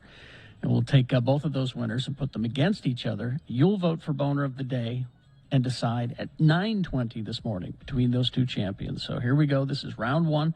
Send one of these 3 candidates forward, 1, 2, or 3. Remember your candidate number. Put that single digit in the message of a text. Text it to 33986. That's probably the easiest way to vote this morning. Another easy way to vote this morning is online, x96.com. You just go online, look for the box that says Boner Voting, December 1, 2021, and vote there. Refresh your browser if you don't see that box. It should appear. So those 2 are the easiest ways to vote today. We have a limited phone line capability right now because, well, we're a big-time radio station. 877-602-9696, one line coming in. So if you want to try to use your voice to vote, go ahead and give that a shot. 877-602-9696. Corbin, we are broadcasting live from Doug Smith Chevrolet in Spanish Fork, 1341 North Main Street. Bill and I are here until 10 a.m., taking your donations to the road home. Coming up after this, Dr. Cobble will be here to answer your questions about the vaccine, the new Omicron variants, the all your questions, masks, all of that. Might be a good idea to email in your questions to radiofromhell@x96.com right now. Put Dr. Cobble or some such thing so we know what you're talking about in the subject line, so we can just pull those right up and ask him on location here while we broadcast. All right, you've got until the end of these messages to vote for this. Round 1, X96. Enjoying a delicious piece of German chocolate cake pie. Exactly. That's kind of weird, Travis. It's Travis the Pieman here. Hi, everybody. German chocolate cake pie. Exactly. We have an official pieman for the Radio from Hell show. Gina, by the way, I brought you your pie. Oh, It's a pie in a box. it's the McDonald's. Baked It's the pie that she will eat. We know she'll eat that. It's You're the missing out. It's the one thing I have in common with Donald Trump. You're missing out. This is delicious. It's delicious. It really is, Travis. And also, Gina, since I couldn't get you pie, I got you something else. What? Well, you got me pie right there. See, Travis has got an... Oh, did he?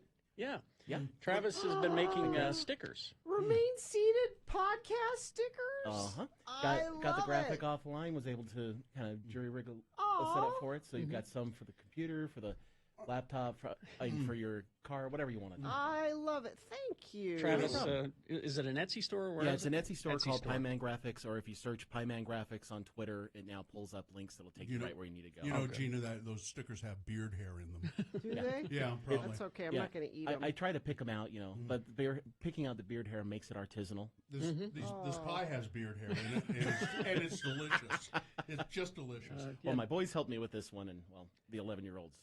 Yeah, Travis sells stickers on his Etsy site. That's awesome. He's been selling Geek Show stickers. Now, Travis, you it's Pi Day, right? What do you know about the mathematical symbol of pi? Anything? It's the magical number that lets you calculate many things in geometry. The time that they actually celebrate it today, or at least the big math geeks celebrate it today, is today at 1:59 p.m. because then you get 3.14159, which are the first numbers of pi. Wow. I know. Okay. It's really, you can get really geeky on this. So there's going to be math geeks at the bar at that time? At that exact time, they'll all raise a glass and they'll be good. Woo! And and there's little math things they come up with too, where they say that, since there's 360 degrees in a circle, if you go to the 359th position of pi, there's 360 right there. If I understood math better, apparently it is this magical thing that you can calculate all kinds of things. It's an exact proportion that they figure is like a magic number throughout the universe. It helps things work. But we kind of adopted it too, is instead of just being pi as in the number, it's pi as in pie. Also, pizza today is big. I think Pie Pizzeria usually does some kind of special thing, or all the other pizza chains will do something special. I don't recognize the National Pie Day that they had back in January. Or February. We tried to call you out on that day, and it's just like Valentine's Day. It's a setup day where big pastry comes out and wants to sell pie. Big pastry. Big pastry. They tried to co-opt it. Exactly. Right. There's Screw only those two guys. pie holidays that I celebrate, and that is Pie Day and Pie and Beer Day on the 24th. Yeah. Yes. Because nothing's better than a fresh raspberry pie and a Pilsner. Now, Travis, I know you also have you lost your job some time ago. I don't know what you weren't fired, but it was a. I'm no longer employed. Yeah. And so right now I'm looking for anything that's either integration or What is implementation. what is integration? It's I do a lot of software. Okay. And basically it's taking large groups of software pieces or hardware pieces and putting it together for major companies. Okay. So I do integrations, implementation, support. So if anybody has something like that and wants an employee that can bring pie on potluck day, exactly, lots of pie. That's he's a great pie maker, and he knows how to do big software jobs. Travis, how do they get a hold of you?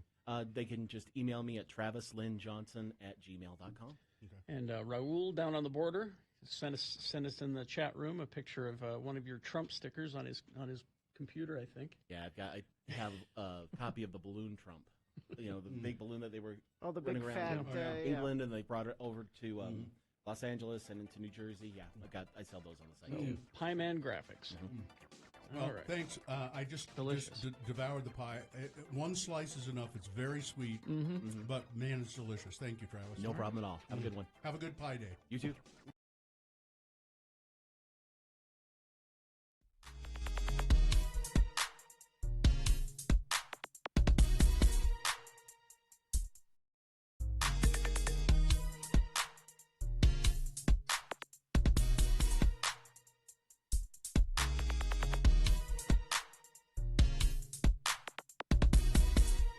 .44. Let's award boners round one, and then remind you about the road home, and then get to Dr. Cobble. Yes. So boners today brought to you in part by a dish that my wife made. I don't know what it was called, but she and my child found it inedible.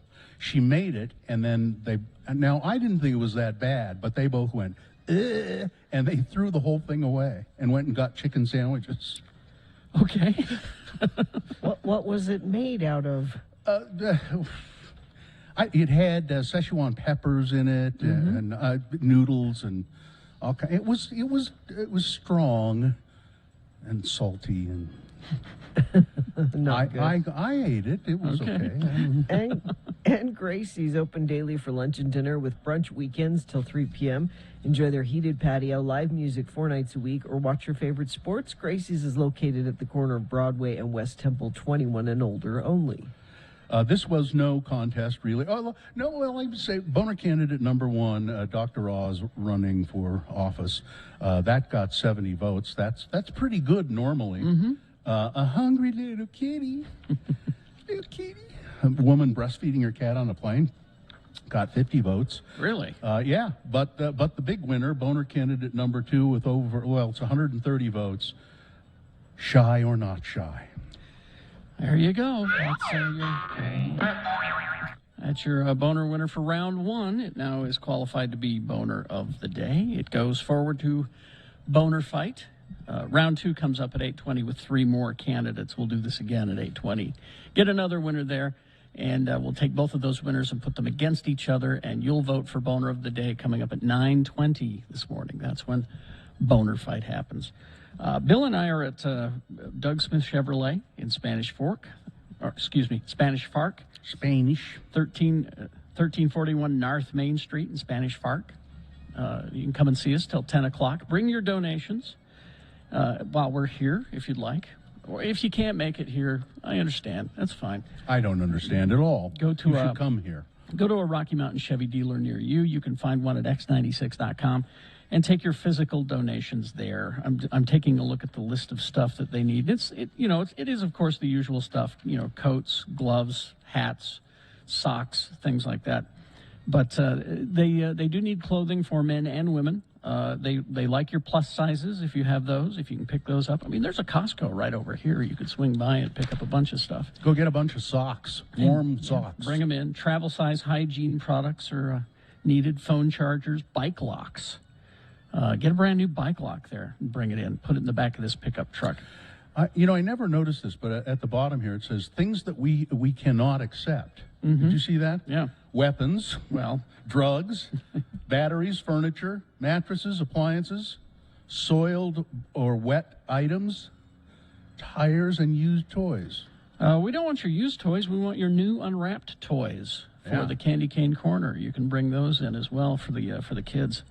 And like I said, there's stores all around here. You can just swing by. Like I said, there's a Costco over there. There used to be a Shopko over there, but it's something else now. I can just see somebody turning their car around right now because I said you can't bring a weapon. You can't donate a weapon. Yeah. I was going to give it. Oh, damn it. Or drugs. Yeah. But cold weather clothing, coats, socks, gloves, hats, boots, those kind of things are always needed. Blankets especially. Sleeping bags could be donated. Just use your imagination. Think about what someone might need and make the donation. All right. Let's see. I do believe we have Dr. Cobble on the phone. Dr. Cobble, can you hear us? I can. You guys sound great. Okay. Do I sound great, Dr. Cobble? Do I sound Gina, you do too. You sound a little stuffy, though. Well, yeah, I think we're going to turn this into a telehealth call for me instead of taking phone calls from. We might as well. We'll have some questions coming into radio from hell at x96.com, or you can text in your questions now if you'd like, 33986. But go ahead, La Barberi. Let's tell the doctor the story. I have a bet placed right here, and to the possible outcome. Go ahead.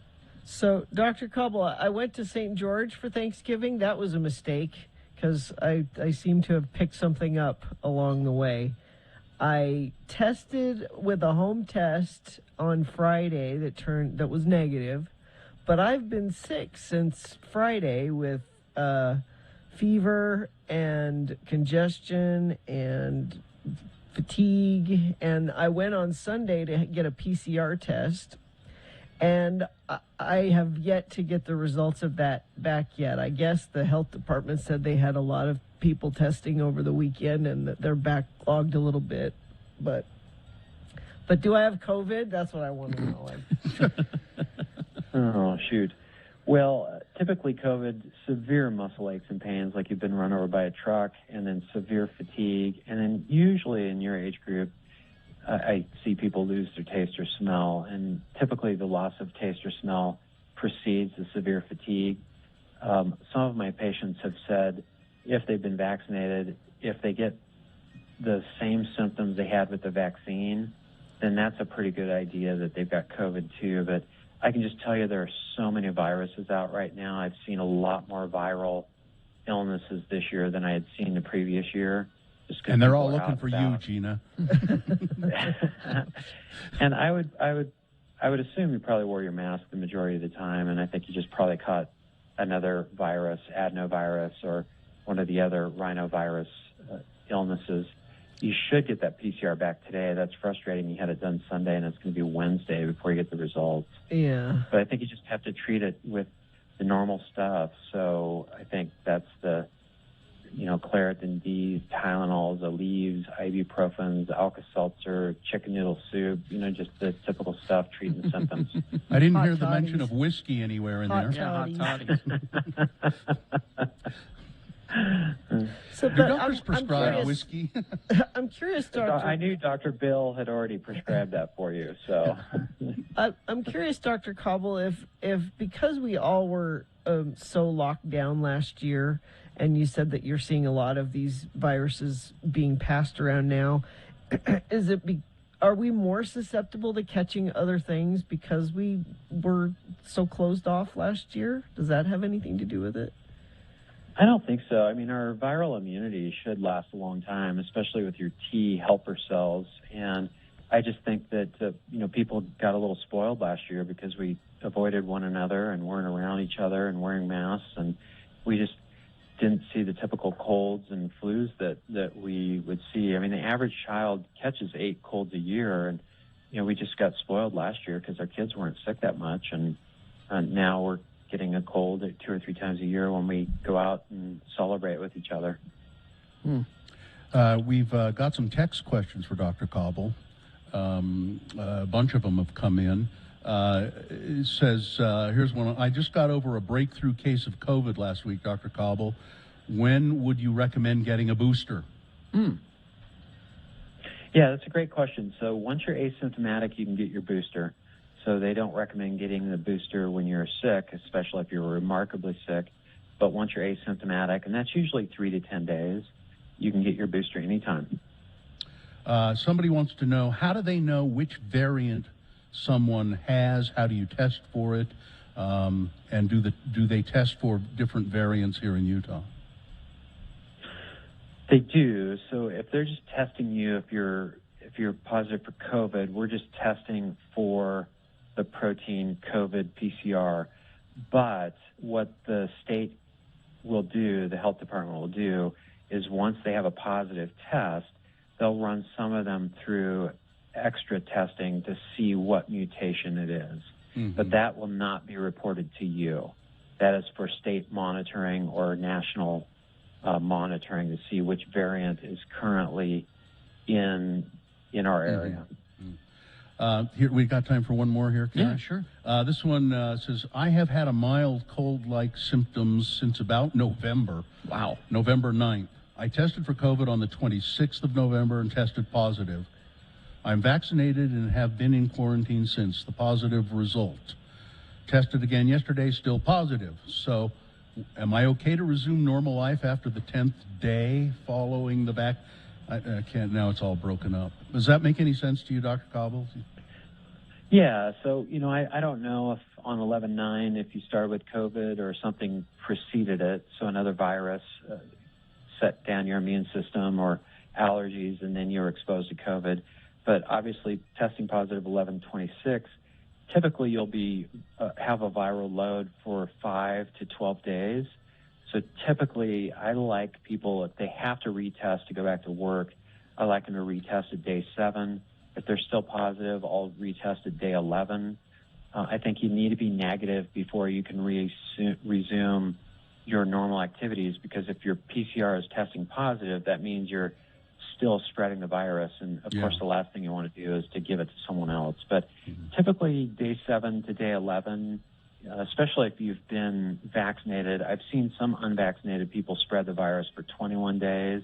Wow. And, so, that's the worst case scenario. But typically, within 5 to 10 days, you're no longer spreading virus. But you tested on the 26th and you tested on the 30th. Again, I'd probably wait until December 3rd or 4th to retest again, and then quarantine and keep wearing your mask if you have to go out.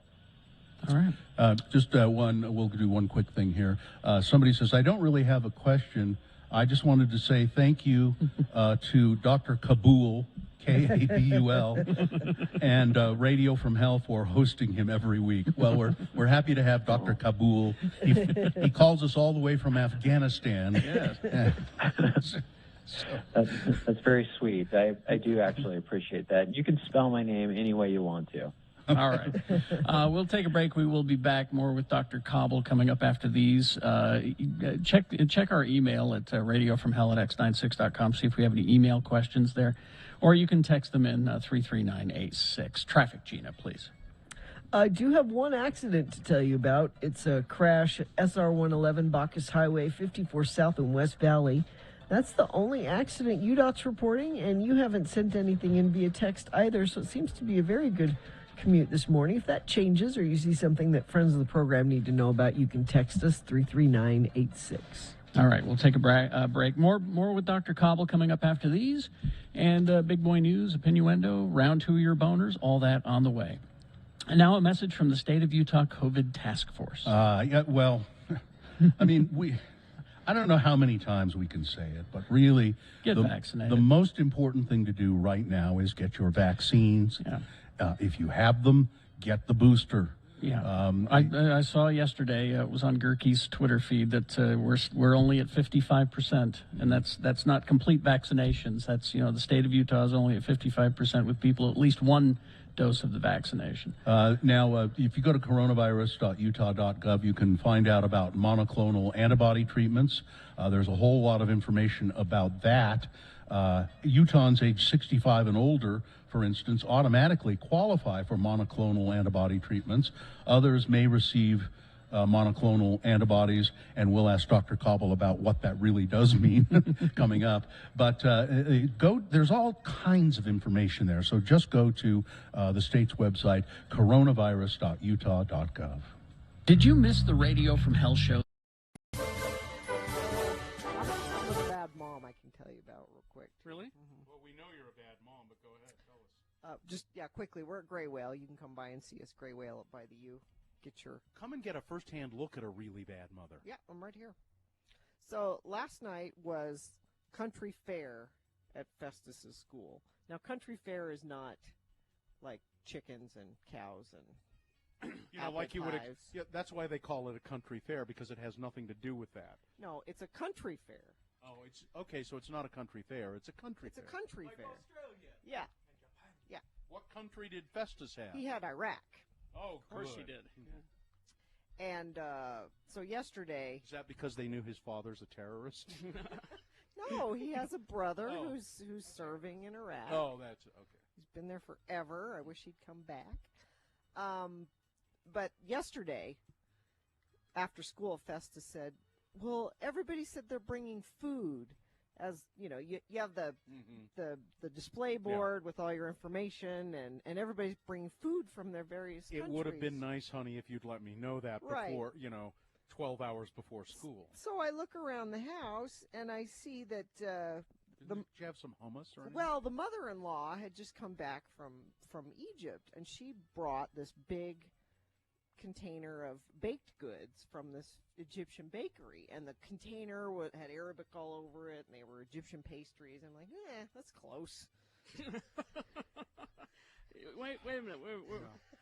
If you were to say that to your husband, your Egyptian husband, he's out of town, I'm guessing. So that's close, and there's Arabic on it. So you set that on the table, and it'll look it'll fool 'em. authentic. Yeah. So we go to the country fair and The country fair. and come back, and Joe stayed with the little kids at home while I took Festus to the country fair. And Joe said, what happened to The pastries the that I was so looking pastries?" forward to eating. And I said, well, he didn't have any food for his display, and so we took those, and I thought because it had Arabic on it that it would look. And he said, the Arabic that they speak in Egypt is not the same as in Iraq. It's like Really? that would be like if you took, Yeah. pastries from Let's take some Spain French pastries to a and- Mexico Yeah. country. Yeah. I'm like, they didn't know. Nobody knew. It's Arabic. They don't know what. Did they not know? Nobody said anything. Nobody Of course said they it. didn't No. know. Yeah. Was he angry at you? Did he get angry? A little bit. He's like, Dr. my Sam mother- wants to talk about anger today. It's like my mother brought these all the way back from Egypt for me. For me. Did people eat them at the They fair? did. They were gone. Were they delicious? They were really good. 'Cause You they- don't know. You didn't try them. No, I did. Okay. Before anybody else touched them, because then they've got germs on them. So I unwrapped them and tried one. You have problems with germs? Yeah. Oh, like my friend Lindsay. That would be good for you next time we're on. We'll talk about germs. Oh, yeah, I don't know. Do you wear slippers at home? Or Yes. will your feet touch the carpet? No. She won't walk She won't walk barefoot in a hotel room. Really? No. No. How? And if you're out and about and you need to go to the toilet, I try to wait Difficult. Till you get home. Mm-hmm. Difficult. Unbelievable. And she's one of these people who opens the door to the bathroom with her elbow. Yep. You know? Yep. Flush with The your whole foot. thing. I'm no fool. Do you use a straw when you're Sure. drinking at a restaurant? Yes. Wow. Yeah, she's bad. James. We're going to have a show on obsessive no. Let's do compulsive it. That's disorder, not I think. obsessive compulsive. It's Ah, being he's- cautious. It's That's Dr. different. Sam. You Cautious? Yeah. You can argue with Dr. Sam. Cautious. I don't think you're going to argue with Dr. Sam.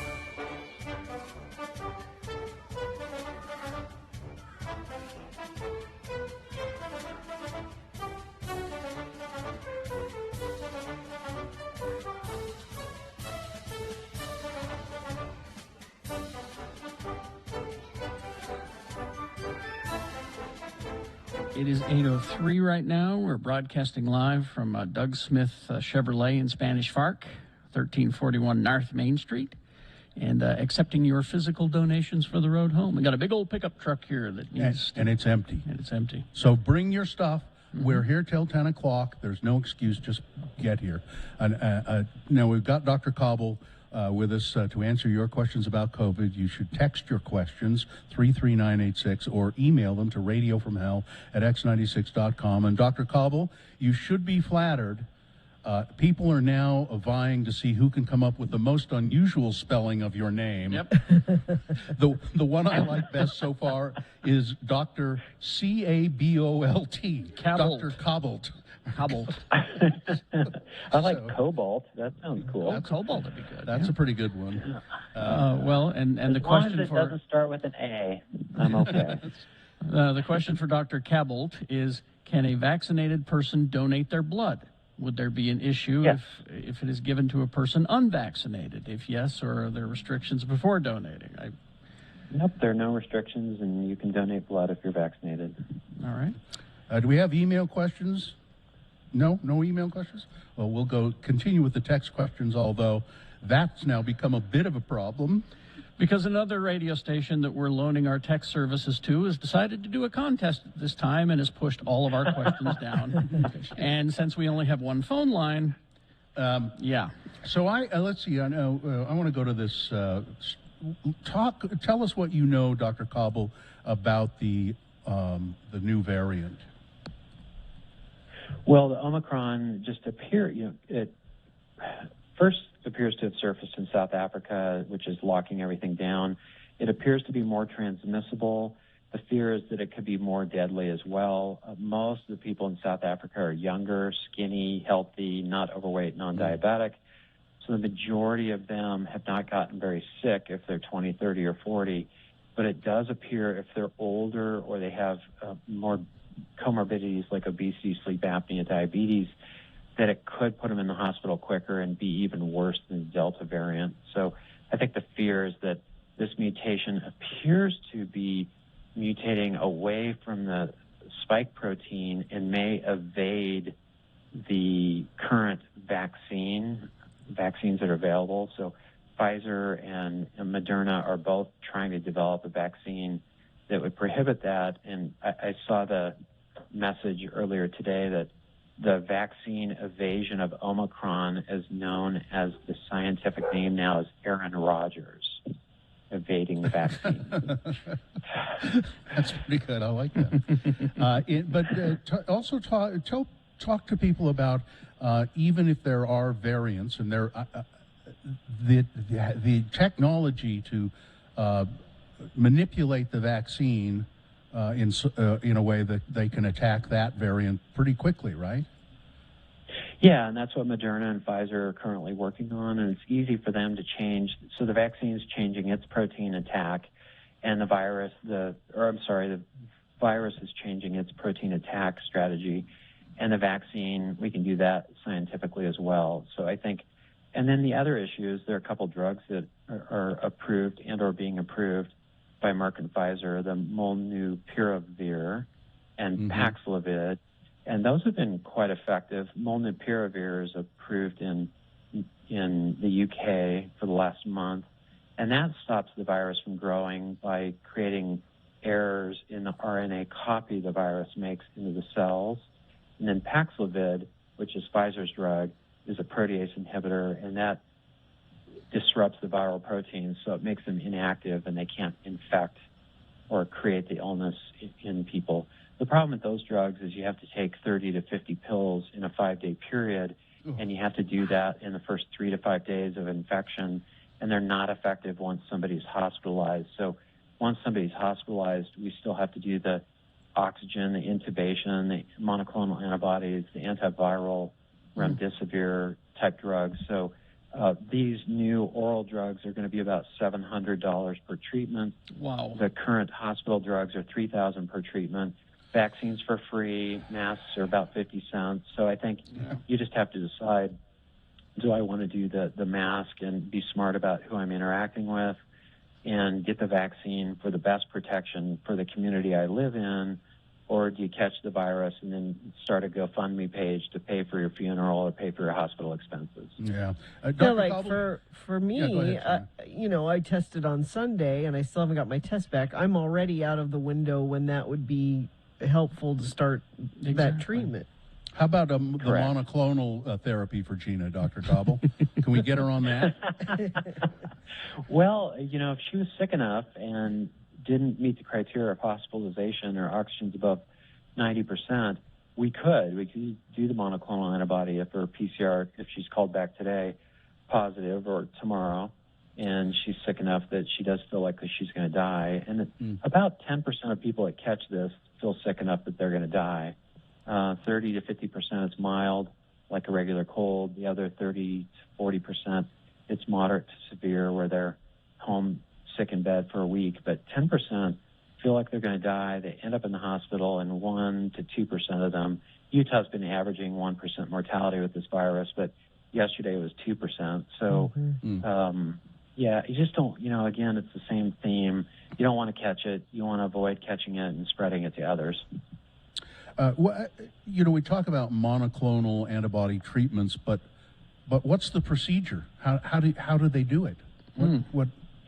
It's complicated. You have to be close to a transfusion center, so you have to be close to one of the hospitals that has a center that can give you the transfusion of the treatment.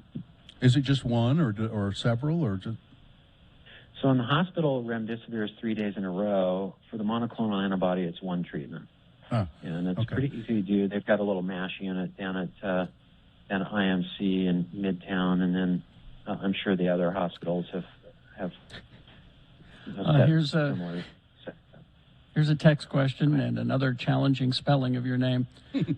Dr. Kebbles, Koebbels. Oh, Kibble. Kibble would be nice. That would be fun.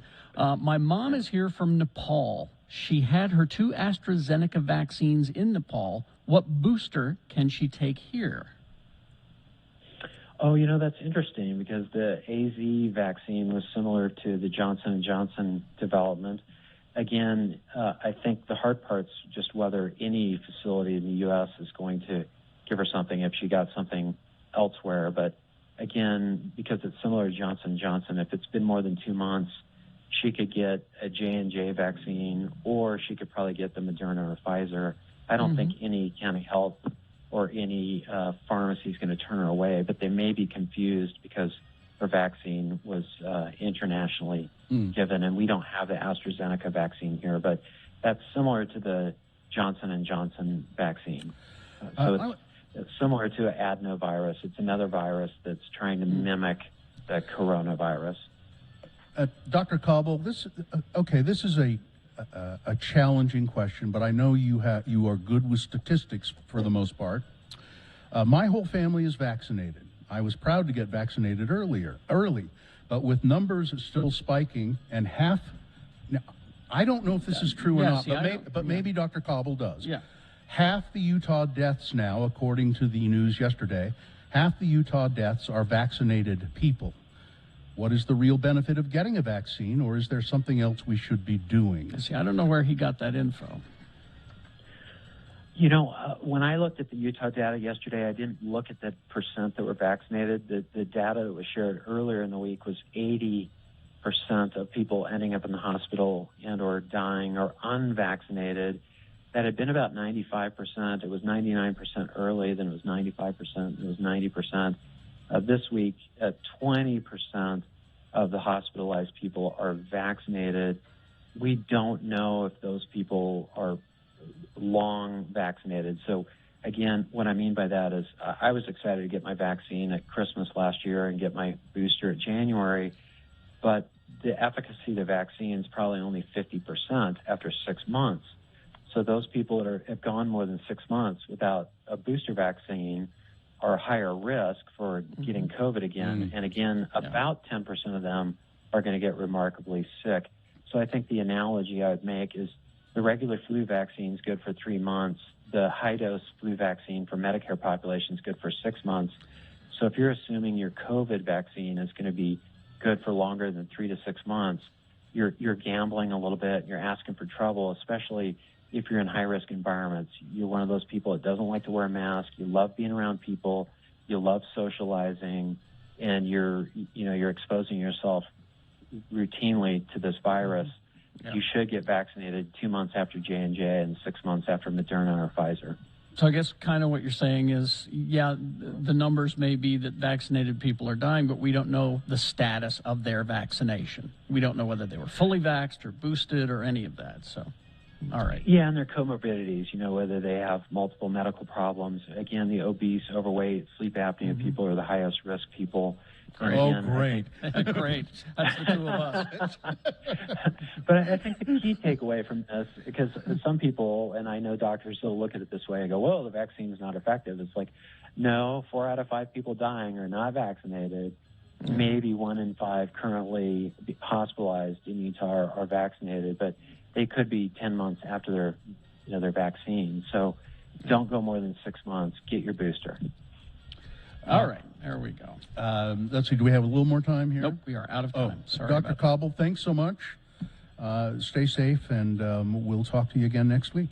All right, thank you very much. Yeah, thanks again. I appreciate the calls. Okay. All right, Bye-bye. traffic, please, Gina. Let's see. Crash all directions. Wall Avenue, 12th Street in Ogden. Northbound and southbound left lanes are closed. Eastbound is closed. Crash SR 111 Bacchus Highway, 54 South and West Valley. Those are the only accidents that UDOT's reporting. And let's see. The only one you've sent in is that 12th Street one. Thank you, whoever sent that in to 33986. If it's safe for you to text, you can let us know what you're seeing out on the roads, and I will pass it along. That's traffic. All right. Boners round 2 coming up. Here are the candidates you'll consider. Boner candidate number 1, don't apologize for showing them the ugly truth.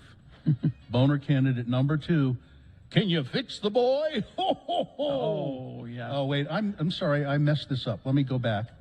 Boner candidate number 1. My thing slipped here. Boner candidate number 1 is taking advantage of the lonely-hearted. Okay. Boner candidate number 2 is don't apologize for showing them the ugly truth. Boner candidate number 3 is, can you fix the boy? Ho, ho, ho. All right. It's round 2 coming up after these, along with Big Boy News. Hoops Vision Correction, HOOPES Vision.com. I like to see what's coming at me. It's helpful on a drive down to Spanish Fork, I like right? to see what's coming at me and I like seeing what's coming at me without glasses or contact lenses, and I can do that because I got the LASIK procedure at Hoops Vision. You're going to be thrilled when your aunt looks at you and says, I don't recognize you without your glasses. Yeah. Now, the best gift of the year is $800 off LASIK at Hoops. That's $400 per eye, and this is the best time to do it. At the end of the year, you can use your flex money that you put away, and you have to use that money before you lose it.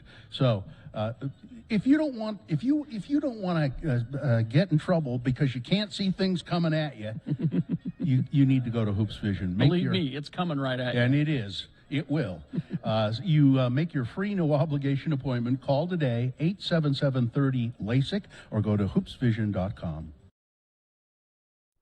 It is the 23rd century. Humans have left the lowly confines of planet Earth and have sought their destiny among the stars. While many things have changed, one constant remains: the need for young men to venture forth and do the work of the Lord. This is the tale of 2 such men who at the age of 19 have answered the call of their general authorities and are embarking on a 2-year mission to spread the gospel throughout the galaxy. This is the story of Space Elders!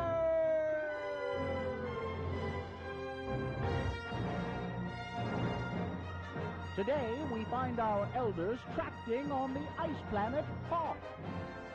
Oh, man, it's cold out here. Why is it so cold? It's an ice planet, Lehigh. What do you expect? Oh, I'm sure glad my mom sent me these mittens. And Zone Leader Hansen has sent us to some pretty dismal places before, but this has got to be the worst. I hope that this Wampa fella lets us in and offers us some piping hot postum. You know, these tauntaun thingies smell funny, and they're just not very comfortable to ride. I wish our hyperbikes hadn't frozen up. Let's see, 3rd cave on the left, just past the 2nd snowdrift. Yep, this must be it. Hello? Hello, Mr. Wampa? I don't suppose his first name is Willie, do you? See, Willie Wampa. What? Hello, anybody home? Hey, pal, that's my ride home you're having for lunch. You must be Mr. Wampa. Hi, I'm Elder Christiansen, and this is my companion, Elder Jensen. Hi. We represent the Church of Jesus Christ of Latter-day Saints. You know, the Mormons. Look out, Butch! Oh, man, he knocked you down. That's going to leave a mark. Excuse me, Mr. Wampa, all we want is just a couple minutes of your time. Oh!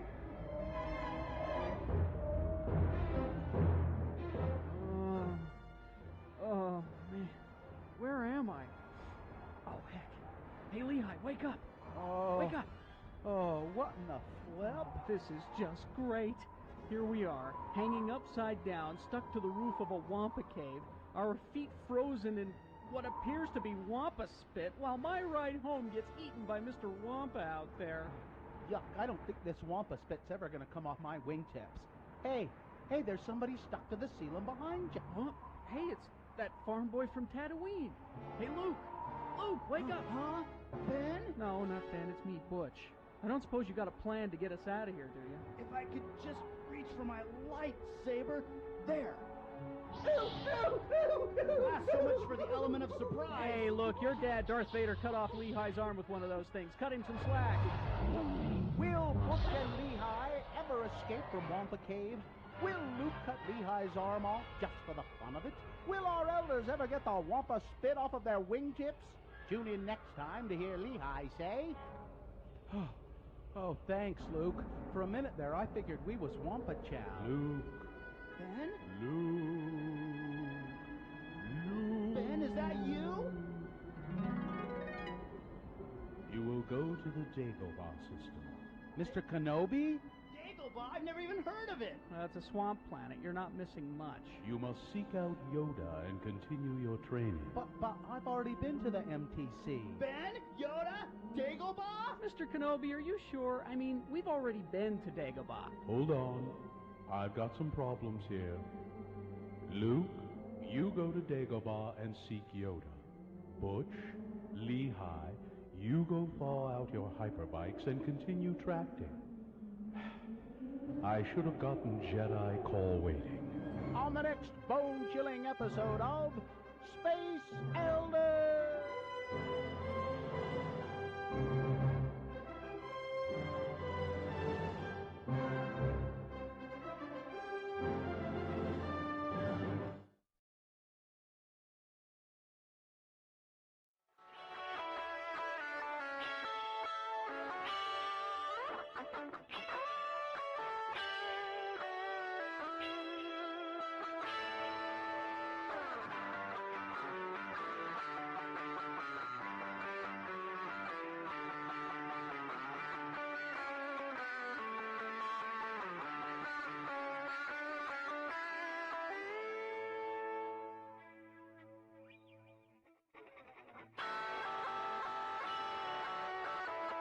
$8:21 right now, and it's time for round 2 of your boner voting. 3 news stories. These are examples of bad, stupid, or funny human behavior, and you will decide with your vote.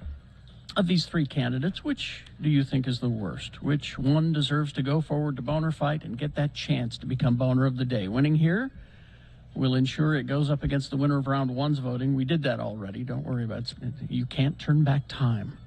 But we'll take both of these candidates and put them against each other at 9:20 this morning. That's when boner fight happens. Well, right now, let's just focus on the time frame that we're in now, which is round 2. Send one of these 3 forward. 2 candidates now. A third after the news. Once you've heard all 3, you'll vote, and one of you lucky random boner voters will receive tickets to see the legendary Foo Fighters coming to Salt Lake Monday, August 8th at USANA Amphitheater. This is a really good prize for boner voting, so vote hard today. I'm living in the present moment. Oh. Boner candidate number 1, taking advantage of the lonely-hearted. Okay. A Utah woman was swindled out of $74,000 by a man she met on a dating app. Oh. Court documents obtained by Fox News show, Fox 13 show a fraud report was taken over the phone by deputies in Summit County.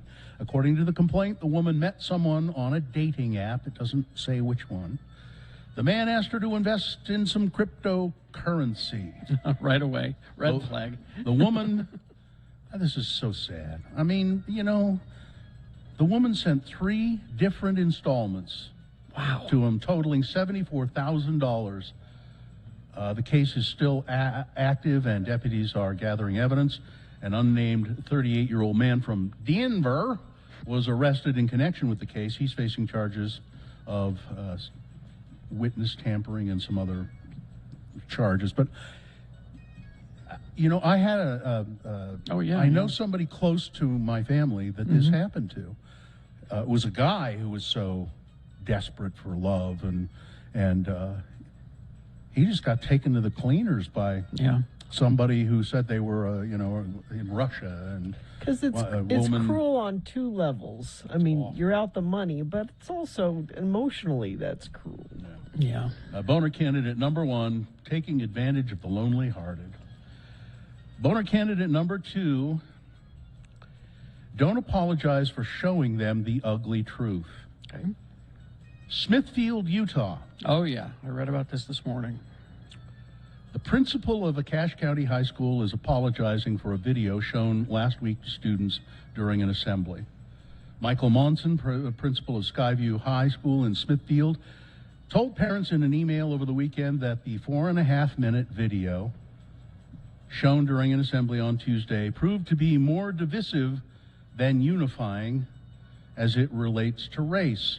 I apologize both to our parents and students that we did not review the video beforehand because it was not something we had seen in other student presentations and not aware that it would be used. Monson wrote in the email on Saturday, which was obtained by KUTV2 News. We have reached out to the presenter and expressed our concerns. The video is titled 400 Years. If you go to YouTube and look for 400 Years, you will find this. It comes up? Okay. Oh, yeah. All right. And it's hard to look at. Yes. It is very, very hard to look at because it shows it's 400 years. 400 years ago, slaves were brought to this country, and it, in 4.5 minutes, traces what has happened in that time. Sounds like an important thing for people to see. There are images that are horrible. Images of bodies hanging from trees. Yeah. Images of Klan rallies. Images of people's backs that are so scarred from whipping that you just can't believe it. And it moves on through the present day. You see, I can't think of the gentleman's name now, the guy in New York who was selling loose cigarettes. I can't breathe, kneeling on his, all those cops kneeling on him and killed him. And then I think it ends with George Floyd in Minneapolis. It's very hard to watch, I will warn you. But one parent, the video depicts mistreatment of people of color over many years. 400, as a matter of fact. 400 years. The video is set to a song that uses the phrase, "I'll stop using my privilege just to look away." In one scene showing the killing of George Floyd in Minneapolis, Derek Chauvin, the former Minneapolis police officer who was convicted of Floyd's death. One parent reached out to Channel 2 News last week after the video was shown, calling it racist, woke, and anti-law enforcement. Other parents who spoke with KUTV outside the school on Monday said that they hadn't seen the video and didn't want to comment. Well, that's smart. The principal said, now where did this come from? Well, the presentation came from Dr. Jacqueline Thompson, a retired educator who was recently rehired by the Davis School District as an assistant superintendent to work on equity and diversity issues. It was very positive presentation until the end when they showed that video. Well, how can you convey this information in a positive way? Robert in the chat room. Robert in the chat room puts it best. It should be hard to watch because American history isn't all rainbows and unicorns. Don't apologize for showing them the ugly truth. Boner candidate number 2. All right. Coming up in a moment, boner candidate number 3. Can you fix the boy? You won't believe this one, Gina. Boner candidate number 3 for round 2. Coming up after this, Big Boy News and Opinioendo, brought to you by... Are you searching for Pokemon? Locally owned Haster Games has the best selection of Pokemon, Dungeons & Dragons, Magic, and more. Shop online at HasterGames.com or visit the store, 6831 South State. Curbside service is available. Thank you. Well, Carrie, it's December 1st, and in today's celebrity birthdays, Zoe Kravitz turns 33. Tyler Joseph, 21 Pilots, is celebrating a birthday today. Janelle Monáe, Emily Mortimer, an actress, turns 50. Sarah Silverman turns 51. Treat Williams, a fine actor, turns 70. Bette Midler will celebrate her 76th birthday this day. John Densmore, the drummer for The Doors, is 77, and Woody Allen is still alive. He's 86. Yeah. Jennifer Coolidge, a wonderful actress, and she says, now, if you haven't watched White Lotus on HBO, HBO Max or HBO, you really should. It's just great, I think. And she will be back for season 2. And she's terrific. Well, you know, she almost passed on doing it. Yeah. She said, I gained so much weight during the pandemic, and we love you, Jennifer, no matter what. I thought I was too fat. I tried to get out of it, but I thought I was too fat. Coolidge said she felt uncomfortable in her body after gaining weight during the pandemic. During COVID, I just let everything go. I let everything go most of my life. We all did. It's okay. But really, I really let everything... listen to this line. I think this is great. I let everything go for most of my life, but I really let everything go during COVID. She said, I wanted to look a certain way, and but the director said, you know, you are beautiful the way you are. We want you in this. We need you in this. And so there you go. An FDA panel has... given approval narrowly backed to the benefits of a closely watched COVID-19 pill from Merck, setting the stage for a likely authorization of the drug that Americans could take home to treat the virus. A Food and Drug Administration panel voted 13-10 that the drug's benefits outweighed its risks, including birth defects if used during pregnancy. The group's recommendation came hours after debate about the drugs. This is the thing that I think is makes this. I would not vote to approve it, because apparently the benefits of it are very modest. Experts backing the treatment stress that it should not be used by anyone who's pregnant, but they say maybe 30%. 30% it'll help 30% of the time. But that could keep you out of the hospital. It's worth trying. Yeah, I guess. I understand the hesitancy, though. The whole point is not to die. Why not try? Well, that's the way you look at it. The whole point being not to die. The Centers for Disease Control and Prevention plan to toughen coronavirus testing and screening of international flyers into the United States by requiring them to provide a negative result from a test taken within 24 hours of departure. A spokesman for the agency said Tuesday the move to strengthen the testing regime reflects growing concern about the Omicron variant, a highly mutated form of the virus. CDC is working to modify the current global testing order for travel as we learn about the Omicron variant. A revised order would shorten the timeline for required testing for all international air travelers to 1 day before departure to the U.S. And they're also talking about when you land, you'd have to get a test. Oh, this is gonna make everything at the TSA even more fun, isn't it? Let's see. Okay, here we go. The Reverend William Barber, Dr. William Barber II, is having quite a year, beginning with his sermon at President Joe Biden's inaugural prayer service in January, to speaking at the Vatican in October, to creating national news 2 weeks ago at the trial over Ahmaud Arbery's murder. The time in between has been peppered with marches, demonstrations, and those arrests taking him from Texas to Arizona and Washington, D.C. On Tuesday, he was at BYU, at the Marriott Center, where he called himself a country preacher who stopped by the university.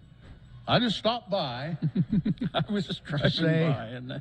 To say America needs to follow God, and he asked students to become moral defibrillators to shock the nation into action and help the poor. At the end of his speech, he tossed aside the binder holding his talk. As it spun and flopped onto the floor, he leaned on his cane, threw back his shoulders, and shouted, "For a moral revolution in America. Let's put all of our energy together. Let's have a moral march on Washington." Okay. And they gave him a standing ovation. It was quite a show, apparently. Yeah. He's one of those preachers who really knows how to do it. Yeah. Did they ask him which God when he said under God? Well, you know, the right God. I don't know. There are a bunch of them. This could have, well, this was too awful to be a boner candidate. I don't remember reading about this, but the city of Tucson is going to fire a police officer who was seen on camera fatally shooting a man in a wheelchair. Yeah. Now, this and killing him. Yeah. And this person was not a good person. Apparently, he had been robbing, and he had a knife. But he was in a wheelchair, and then after the cop shot him and killed him, he went and handcuffed him. Okay. And there's some 8 new cereals coming from General Mills. Yes, I saw. Oh, you know about this? Mm-hmm. Well, I get the newsletter. So. Oh, Cinnamon Toast Crunch. Yes. Will feature graham cracker flavored pieces combined with the cinnamon toast crunch that you already know and love. Mm-hmm. Reese's Puffs Cluster Crunch. That sounds awful. Yeah, me. when you say it, it a sounds cluster awful. crunch? Can we say that on the air? I don't. Cluster crunch. But if you look at the picture of the cereal, you go, Does it look good? Oh, I get it. Yeah. Let's see. Plentiful whole grain cereals in peanut butter and diamond shaped butter variants. Mm-hmm. They got a strawberry banana Cheerios coming. Yeah, PJ Masks cereal inspired by the popular children's cartoon. So they'll be rolling out to retailers this month from General Mills. I'm getting this message in my ear. Mm-hmm. Yum. Okay, there we go. All right. That was it. That's all I got. Sports, weather, traffic. Well, the Utes are the outright winners of the Pac-12 South, and they've moved up 2 spots to number 17 in the polls after their win over Colorado last week, and BYU has moved up to number 12, so that's good news for them. Excuse me. Tiger Woods almost had his leg amputated after his accident. Good. It was on the headline says amputation was on the table, and that's where an amputation should happen if you're You don't want to doing do it in a chair. Mm-hmm. And Urban Meyer says even though he's not doing a very good job being an NFL coach, he has no interest in returning to college coaching because there are a bunch of coaching jobs that are open. Did anybody ask him? No, but there's rumors that maybe he'd go back to college. He's like, nope, no interest in doing that. That's sports. Weather is terrible in the sense that nothing is happening with the weather. We've got really stagnant air all the way through the weekend. Next possible chance of breaking up this inversion will be on Monday. So this is a good time to remember trip chaining. Before you leave the house, think, okay, what do I have to do today? What's the least amount of driving possible I can do to run my errands today? Carpool if you can. Highs in the mid to upper 50s, lows in the mid to low 30s, and it's that way all the way through Sunday. Traffic, let's see if we've got it. It's been a really light morning. Only a couple of things to tell you about. Crash eastbound I-80 at State Street, milepost 123. It's off to the right shoulder. Accident in all directions, Wall Avenue, 12th Street in Ogden. We heard from a couple friends of the program about that one. And the way they let us know, of course, is by texting in, and you can do that too. 33986 is where you do that. Are you searching for Pokemon? Locally owned Haster Games has the best selection of Pokemon, Dungeons and Dragons, Magic, and more. Shop online at HasterGames.com or visit the store 6831 South State. Curbside service is available. All right, thank you. That was Brett Applegate's ran out. Oh, the Applegate's Old Man Applegate's Old Man Applegate's kid, yeah. He's gone out to help this person bring in their donations to the road home. We're at Doug Smith Chevrolet in Spanish Fork, 1341 North Main Street, accepting your physical donations. So thank you. Get this woman a prize of some kind, a mug or something. Thank you so much for bringing. What's your name? Kara. Thank you, Kara. Thank you, Kara. All right. Get her some stuff. And if you can't make it to see us before 10 a.m., stop by a Rocky Mountain Chevy dealer near you. You can find it at x96.com. A couple of one more thing before we get to boner candidate number 3. Back to the cereals. Mm-hmm. In that cereal newsletter that I get, turns out, you know the Captain Crunch Oops All Berries? No, I don't know that. What? It's called Oops All Berries. Okay. Apparently that was not a mistake. They did it on purpose. There was no oops. They did it on purpose. Fooled us all. The captain is a wily, clever guy. Fooled us all. All right. All right, here's boner candidate number 3. Can you fix the boy? Ho, ho, ho, ho. A New Zealand mall Santa Claus sparked outrage online after asking a deaf child's mother whether she could fix his hearing. What? The insensitive incident occurred while Bridget was taking her 5-year-old son Carter, who is deaf and communicates with sign language, to see Santa Claus in Wellington, New Zealand. The minute-long footage begins innocently enough with Carter plopped on a stool next to St. Nick as the mom asks her son via sign language what he'd like for Christmas. The eager boy signs that he wants a gold Iron Man figurine, to which Santa Claus replies, "Huh?" prompting the mom to translate the message for him. And then, in an epically obtuse move, Father Christmas turns to Bridget, and according to the captioning, it says, "Is there nothing you can do to help him? You know, like with surgery?" Ho, ho, ho. The cringeworthy clip concludes with St. Nick grabbing Carter a present from a pile, whereupon the boy thanks him, and the mom and son leave in haste. It's awful having to answer these questions in front of Carter when we're here to talk about his Christmas wish list, not his hearing or lack thereof. Boner candidate number 3. Can you fix the boy? And you know, a good Santa in a store would have just a passing, you know, bit of sign language. Well, have you seen that video of that Minnie Mouse with the little boy who's deaf? Yes. It's cute. The little boy signing, and Minnie starts. You should have to be able to do a little bit of that. There's also a little Who at the Who Village in Disneyland that can sign as well. He's a pretty good looking Santa, and he's wearing a mask. But yeah. All right. And that was Sarah that brought in stuff. What was it? Monica brought in a bunch of stuff, including I saw some new unwrapped toys for the kids for Candy Cane Corner, and a whole bunch of clothing that she has donated. Thank you. Well, she can't hear me because she's going to her car. Now, when she gets in her car and starts it up, she'll turn on the radio. Okay. I'm sure it'll be on, so we can thank her there. So just wait 1 second. All right. Let's see. Wait for the car to start. Do we have a second here? I think we do, yeah. We're watching Monica get into her car. Turn on your car there. Turn on Monica. Okay. Monica, thank you so much. Thank you very much, Monica. There, she heard us. All right. 7-second delay. Thank you. All right, Monica. Let's review the first 2 and vote for our boners. Boner candidate number 1, taking advantage of the lonely-hearted. That's the woman who was here in Utah, swindled out of $74,000 on a dating app. Boner candidate number 2, don't apologize for showing them the ugly truth. A Cache County principal apologizing for showing the video. I don't know if you all have gone and watched it. Again, I'll warn you, it's called 400 Years. It's 4 minutes or so on YouTube. It's very rough stuff. It is, but it is the truth, and it needs to be seen. And boner candidate number 3, can you fix the boy? Boners round 2, here we go. You've got to decide of these 3 candidates, which one is the worst, which one deserves to go forward to Boner Fight, possibly becoming Boner of the Day. Winning here secures it a spot in Boner Dome and ensures that it will go up against the winner of round 1's voting, which we did an hour ago. Boner Fight will happen at 9:20. That's when you'll vote for Boner of the Day for today. Right now, this is round 2, so let's get another contestant lined up.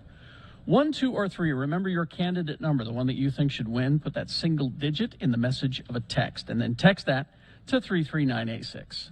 Or you can text in your vote. 33986. You could call. We have one phone line. That's the problem. 877-602-9696. You can try it. Another easy way to vote, though, is x96.com. Look for the box that says Boner Voting, December 1, 2021, and vote there. But you have just until the end of these messages to do it, and then we have things that must go coming up. X96.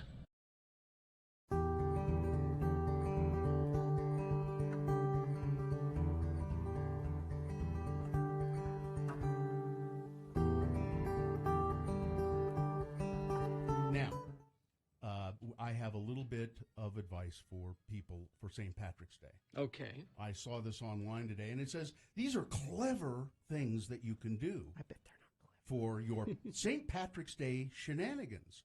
These are clever captions you could use on Instagram, for instance. Okay.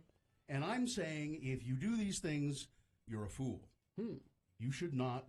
Here, St. Patrick's Day captions for friends and loved ones. on your Instagram posts. So as you post your stupid Instagram drunken pictures, you should caption them with things like this. I'm not Irish, but kiss me anyway. No. Don't do that. This is clever. These are clever things that people have thought up for you because you're not clever. How about this one? Irish, you were here. No. Never. No? No. How about this one? Don't use that. About to get lucky, insert shamrock and wink face emojis. No.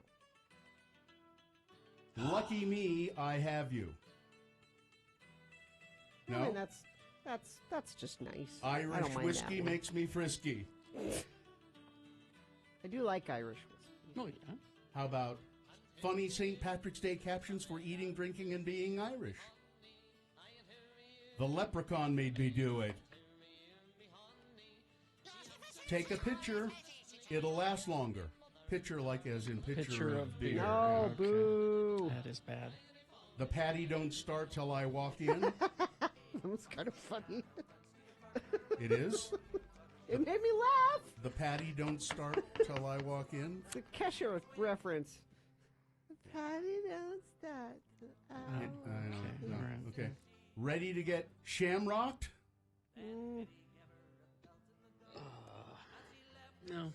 No. How about, okay, cute St. Patrick's Day captions for babies and kids. Oh, okay. Okay, here we go. I'm telling you, don't use any of these. Little Miss Lucky Charm. So if you put a picture of your kid This there. is like Instagram stuff. Wee bit of trouble. My little good luck charm. Yeah. Okay, Irish blessings and proverbs to use for St. All Patrick's right, Day. let's try these. Maybe these. Wind at your back and road racing. May your you pockets be and- heavy and your heart be light. May good luck pursue you each morning and night. Well, that's okay. Okay. A little wordy, but Yeah. How about? Now these are all terrible. Yeah. What do you do? What are you doing for St. Patrick's Day? Nothing. I'll be in Oh, Las yeah. Vegas. Oh, that's right. Oh, that's right. Oh, crap. Oh my! Oh, Bill, that's a horrible time to be in Vegas. You just realized I that? just realized Oh no! Oh, this is Now bad. wait a minute. That's almost like being in Mexico on spring break. Yeah, Now, this wait. is bad.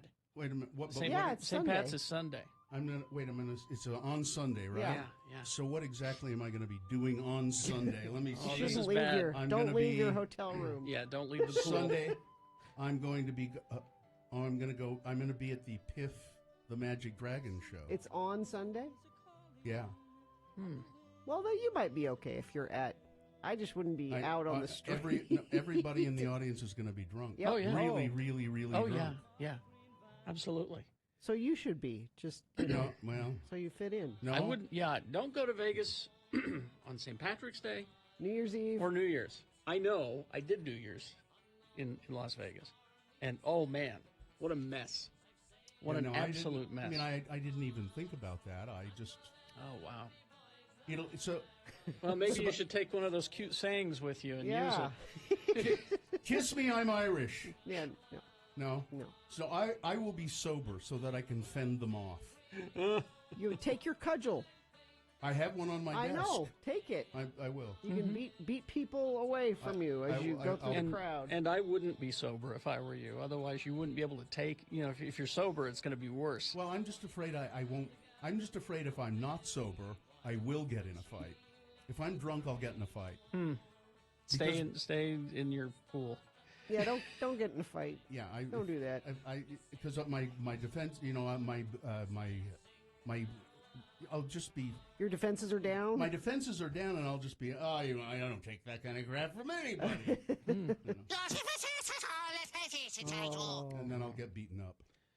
Yeah, you're in trouble.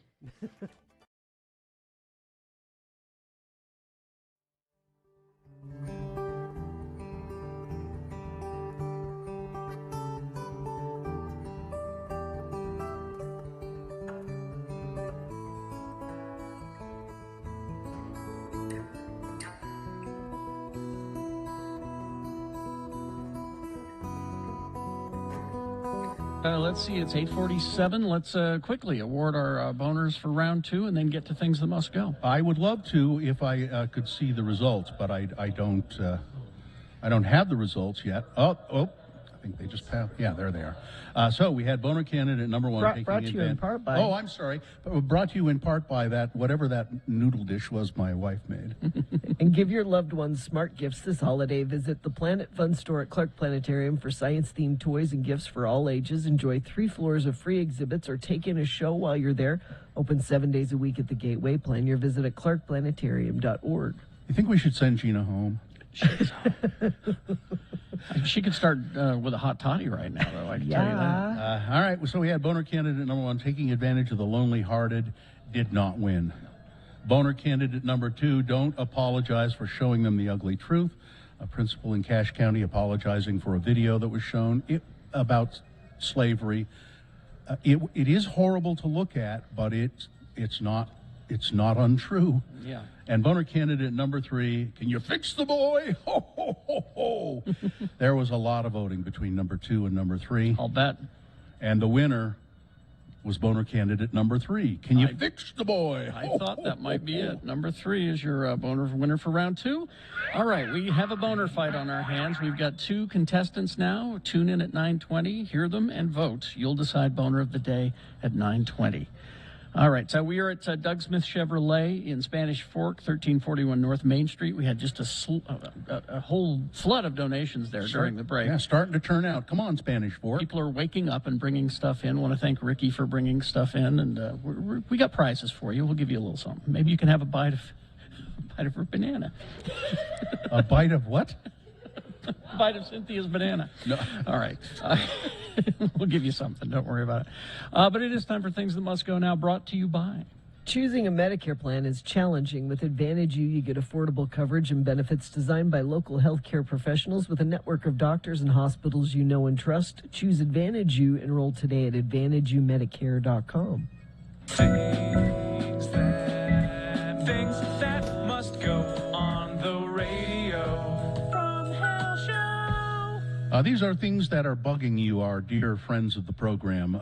They're just things that get stuck in your, as they say, craw, which I'm not sure where your craw is, but... If you're a chicken, you have one.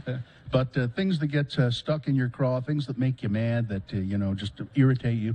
And so you say, I can't stand it anymore. I'm going to put these in an email and send them to radiofromhell@x96.com. And maybe if they read it on the radio, I'll feel better, and maybe these things will disappear from my life. Maybe. So, Gina, you want to go first? Sure. This is from Mary. Hello, noble lords and ladies. Mary? Today I came across something that I forgot existed until it almost killed me.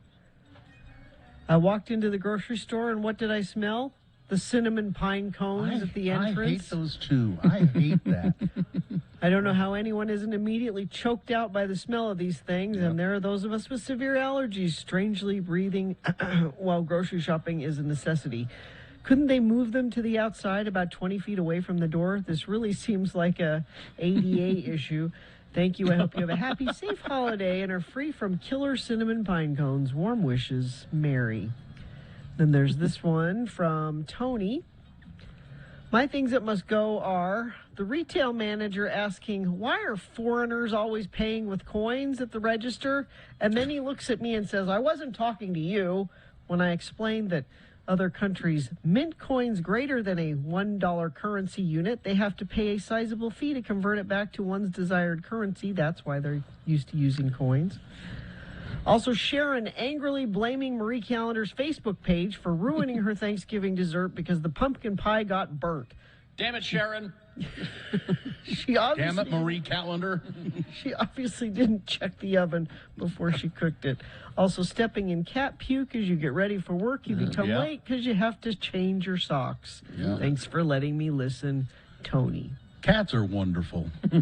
Listen, I'll do mine now. There's one of my own, and it happened on the way down here to Spanish Fork, Doug Smith Chevrolet, where we are in Spanish Fork. If you're going to have messages on reader signs on the freeway, why don't you make them something that makes sense, that you can understand. I don't know what those signs were saying. I think they were trying to tell us to be on the lookout for some vehicle or something. Oh, I see what you mean. You know, those big reader signs up there. The traffic today. warning signs, yeah. Did you look at the? Yeah. And I'm going, what are they talking about? What do they want out of this? You're looking for an old person. That's right. It said silver alert. That means, but then but then it gave a bunch of just nonsense. It was the car make and the license plate. California plate, I think. I think they need to make that clearer. Yeah. This one from Sicily. Hello, Lords. My name is Cicely. Feel free to use it. I have many must-goes, but one in particular strikes me to my core. Why doesn't West Jordan, let's stop there, why don't we? Or any city, for that matter, have an emergency line for after hours? I think she means a phone line. My water meter broke Monday, and our fabulous mailman alerted my husband to this. Oh. Unfortunately, the information came too late. The water company closes at 5. And now we have to live with the mild inconvenience of a night without water, and the city did come out fairly quickly Tuesday to fix the problem. But why is there no emergency hours after hours number? This could easily happen the night before Thanksgiving, and we would have had to cancel hosting Thanksgiving. All vaccinated family, of course. This year, yes, we just turned the water back on and let it leak, but I figure we're in a drought. Let's not be part of the problem. That didn't make much sense. Please, I beg you, you mighty lords, make this go away. Friend of the program since the 8th grade, Sicily. Carrie? She's right, though. Yeah. All right. Let's see. First of all, one from Mount Doom, one from our place. You know, Netflix has really affected me. Has it? Yeah, because they put out their shows and you can binge them. Yeah. Right. And at first I thought that was a bad thing. Mm-hmm. And now I'm wishing that my other shows were bingeable. You're spoiled now. Netflix has spoiled you. It has messed with my head so much that we watched the second or third episode of Yellow Jackets yesterday. And we wanted to keep watching, but we couldn't because they're doing it the old-fashioned way. Now, see, I used to make fun of people who you know, I wish I could binge it. I get it now. Okay, I get it. All right? Because I would say, hey, we used to have to wait a whole week. I don't want to wait a whole week anymore. If I want to binge a show, I want to binge a show. So that's really affected everything in our lives. All right, this one from, let's see, I think it's Candy. Yeah, Candy. Thank you for letting me listen every morning on the way to work. What really needs to go is how childish and crude people are to workers in customer service. Yeah. I work 2 jobs, as a receptionist in the day and doing email correspondence for a retailer at night. I have worked in retail before, but ever since the pandemic started, people have been much, much worse with the way they act and react. Most of the examples of what I get on a daily basis cannot be shared on the air. While I try my best not to internalize these interactions, I am only human, and sociopaths tend to be politicians and lawyers. Kidding. There's no need to spout racist names because we are not going to lose our job by breaking our policy for you, or to yell at me to kill myself because someone is not available to speak on the phone right that very second. Wow. And again, that's so reasonable, isn't it? Yeah. I can clearly understand the difference between being upset because something went wrong versus a temper tantrum. And these interactions aren't it. I will go to the ends of the earth to make the right, to right the wrong if you are reasonable. But I will not spend one more second than required to someone who is rude. I get that there are some in the industry who ruin it for the rest of us, but this will not get you much further. This is probably too long for air, and it isn't even the tip of the iceberg, but at least I could convey to you my grief. That really is too long. Let's not do it. Hope your Thanksgivings were wonderful. Let's see. To all of you who make these abhorrent remarks, don't be stupid enough to send an email from your work with your name, employer, and contact info. Just a tip there, Candy. And then finally this, nothing epic here. High-end cookware sets advertised as 15-piece sets. And 6 of those pieces are lids to the pots. That doesn't count. There you go. Things that must go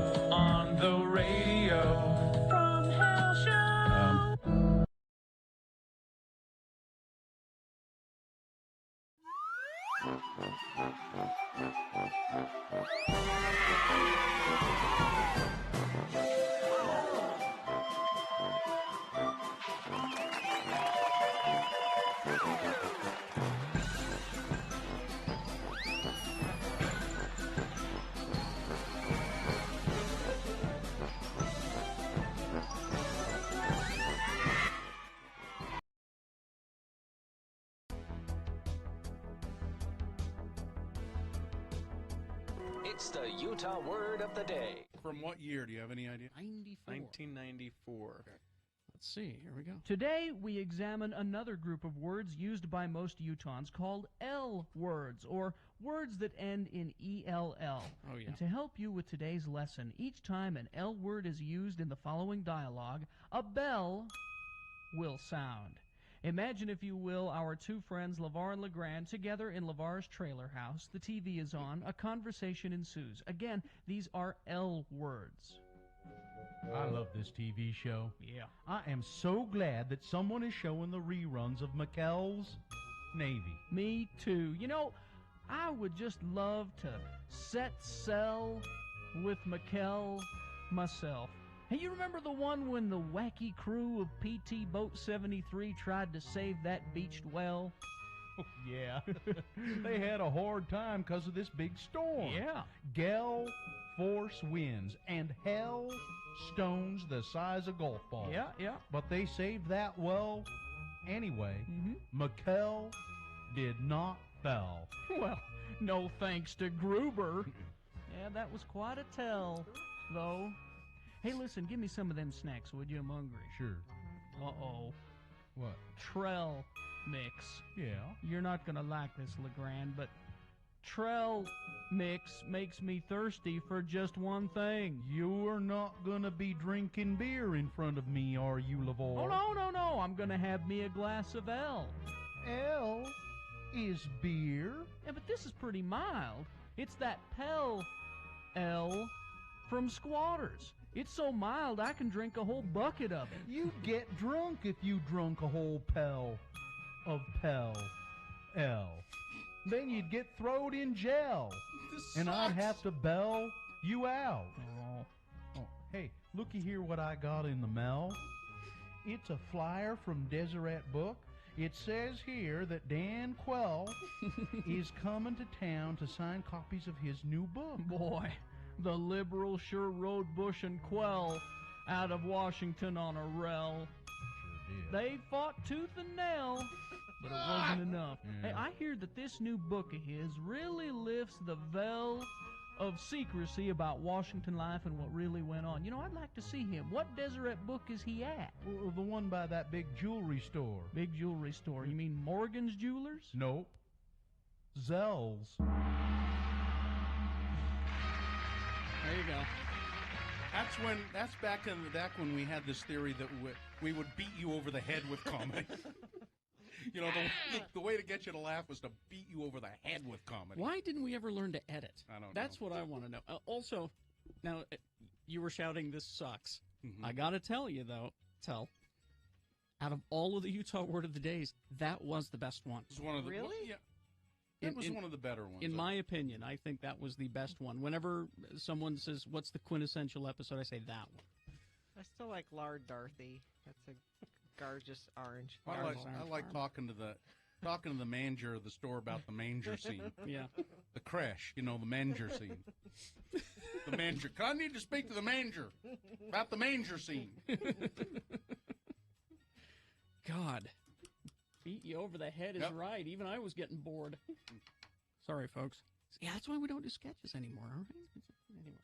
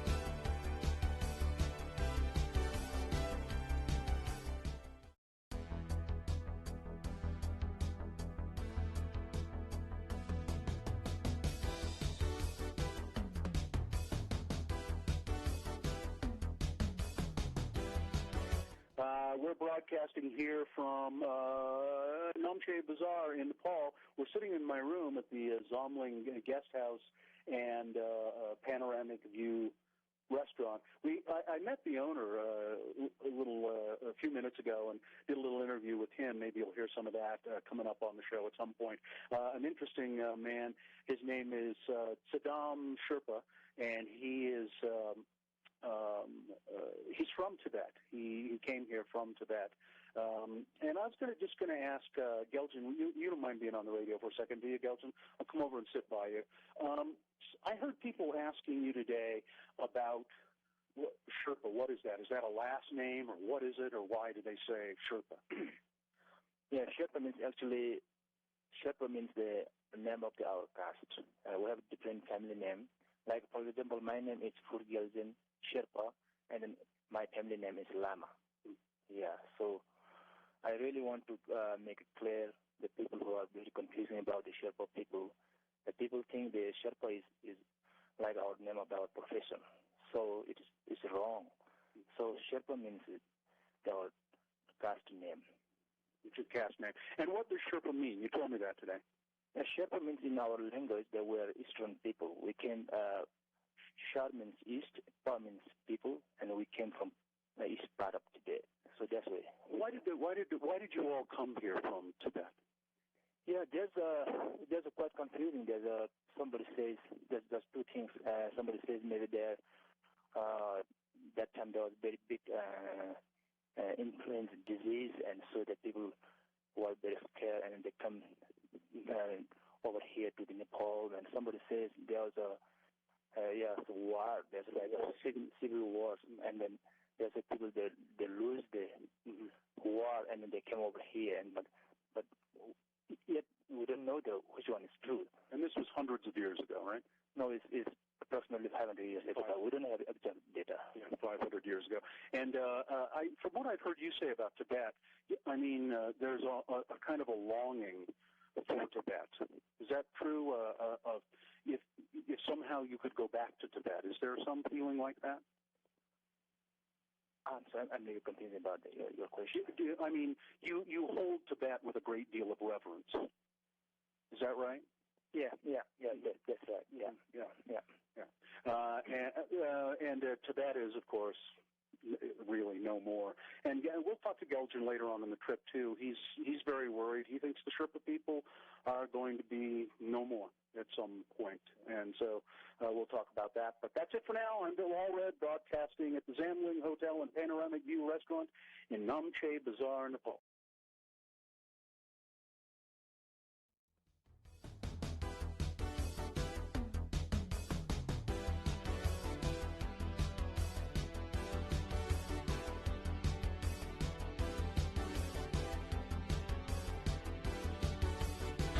Because on this day, he's 33 today, Tyler Joseph, the singer for 21 Pilots. 21 Pilots. Oh, I mentioned that birthday in the celebrity birthday segment earlier in the Radio from Hell show. You know, the non-bummer portion of the program. Yes. We need to have, a good 90 seconds of at least of, non-bummer news. Could you do more non-bummer? All right, fair enough. Yeah. We are broadcasting live from Doug Smith Chevrolet in Spanish Fork, North Main Street, 1341 North Main Street, Spanish Fork. Now, did that guy who just bring in a bunch of stuff, is his name Darrell or Daryl? Daryl. Do you know how to spell Cynthia? Oh, D-A-R-L-E. It's Darrell. Darrell? No, it's Daryl. Sorry, Daryl. And Aline, A-L-E-A-N. Aline was here, and we got coffee mugs for everybody who brought donations into the road home. It's the road to the road home. Truck's starting to fill up. Truck is starting to get there, yeah. I think we were just waiting for everybody to wake up. Yeah, must be. Well, we got to drop it off on their way to work or school or whatever. Yeah. We just assume everyone gets up at 3 just like we do. For how many years? Yeah. We're taking your donations. Now, we're going to be doing the financial mediathon where we ask you to donate money on the 21st and 22nd. So before that, what we do is we try to gather up all your physical donations. your coats and hats, those kinds of things. And the Rocky Mountain Chevy dealers have stepped up because even they realized, when we realized, that our schedule doesn't necessarily coordinate with y'all's. So maybe we need some donation locations across the Wasatch Front, and that's why the Chevy dealers stepped up. You can go to x96.com and find a location near you. I wonder, do we have these? We should have this list of needs published on our website too, if we don't, because I didn't even think until I saw this. The Road Home gave us this list. The Palmer Court, where they give people a place to live, you know, in their own apartment, but they always need stuff for Palmer Court. Vacuum cleaners, irons, bath mats, household cleaners and supplies, pots and pans, dishes, clock radios, small microwaves, small kitchen appliances, you know, like coffee makers and things like that. They also need hygiene items, shampoo, conditioner, body wash, lice treatment, razors, non-aerosol shaving cream, combs and brushes, toothpaste, toothbrushes, deodorant, chapstick, body lotion, towels, washcloth, blankets, water bottles, backpacks. Oh, they need the backpacks, duffel bags, umbrellas, all that kind of physical stuff that you could donate. And again, like I said, we're here in Spanish Fork. There's a Costco right over there. You could run over there and pick some stuff up and then swing over to Doug Smith and drop it off here. And this is I didn't even think about this one. They said that during April and August, they need non-aerosol sunscreen. Of course. Oh, yeah. Of course. Yeah. You know, so that's something to think about in the summertime. But, yeah. Well, you could donate it now. I suppose. I guess I could keep it. Will they take my bumper chute? Your umbrella? Yes. Oh, that's right. It's an umbrella. I forgot. Unless it's got a parrot head handle. Then it's a bumper chute. Yeah. So, yeah, join us. We're here until 10 o'clock at Doug Smith Chevrolet in Spanish Fork. It is nice that people here in Utah County are now starting to really turn out and help out, and we appreciate it more than you know. But more importantly than that, the Road Home people appreciate it. Oh, absolutely. And the people they serve. So a lot of those goods and the financial proceedings, they go up to the Help Out in Ogden. What do they call I forget what they call the mission, the rescue mission up there. The one in Ogden. I don't Lantern remember. House, is that it? I don't remember. And then there's also some shelters down here in Utah County, and it all kind of gets spread around. And yeah, that's something that people kind of misunderstand, is that the Road Home organization handles most of the Wasatch Front. That's why donations from everywhere are needed, because it will get spread out where it's needed. People like to give in their own community, and you're doing that. If you live in Spanish Fork and you're bringing stuff to Doug Smith, you're donating to your own community. You know, it's interesting what happens though. Salt Lake City is a major metropolitan, and it's got a lot of services that people need. And so what happens is people from Utah County who find themselves homeless have the tendency to migrate and go up to Salt Lake, and so that, just to get closer to the services. Yeah. But now go to x96.com and click on the Road Home logo there. You'll find the Rocky Mountain Chevy dealers near you. You'll also find a link to make a financial donation. If you don't have time to gather up clothing or any of these items, and you may be out of town on the 21st and 22nd when we do our Mediathon, you can donate money now. If you go to x96.com and follow that link, it's secure once you get there, and you can make a cash donation. All right, we will take a break. We will be back. Boner Fight is on the way. A reasonable amount of news all coming up. Stand by. ranlife.com/x96. You know, they've decided, it's 20 years in business, and to celebrate that, Ran Life, they're a mortgage company, local mortgage company, and this was going to end in November, but they've decided to continue it.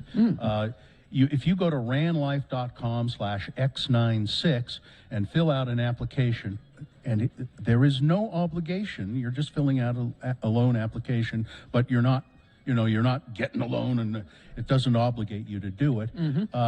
You will get customer for life benefits if you do end up getting your mortgage or a refinance of your mortgage through RAN Life.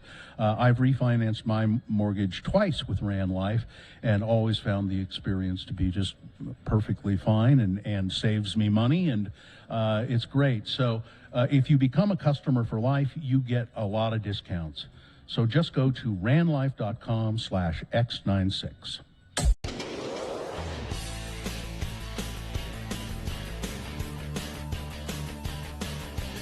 Do you have some emails of interest? I have an email of interest here. I think it's of great interest. It says it's an email of interest right in the subject line. Now, see, that's the problem that I have with it, is that the writer has determined it's of interest, and we are the ones who determine if it is of interest. I looked through. I think it is. Okay. Email of interest. And it came to us via radiofromhell@x96.com. Anyone can send us an email of interest. There's another one here. It's not so interesting, but this one, an email of interest. It says, Dear, good morning, lords and ladies. Given these silly times, I've taken it upon myself to take Bill's advice of turning to the Great British Baking Show for solace, and I can't recommend it more. I also couldn't help but find correlations of my unknowing best friends, Radio from Hell, with the show Great British Baking Show. So there are correlations. First one, number one, Bill. Bill equals Paul Hollywood. Not much of a surprise there, but all candidates are clearly over the moon with the guy. You see why it's an email of interest, of course. Any hint of approval, especially the Paul Hollywood handshake, is very reminiscent of Bill's Once Upon a Time. I'll give you a hearty handshake, a firm handshake. Bring candidates and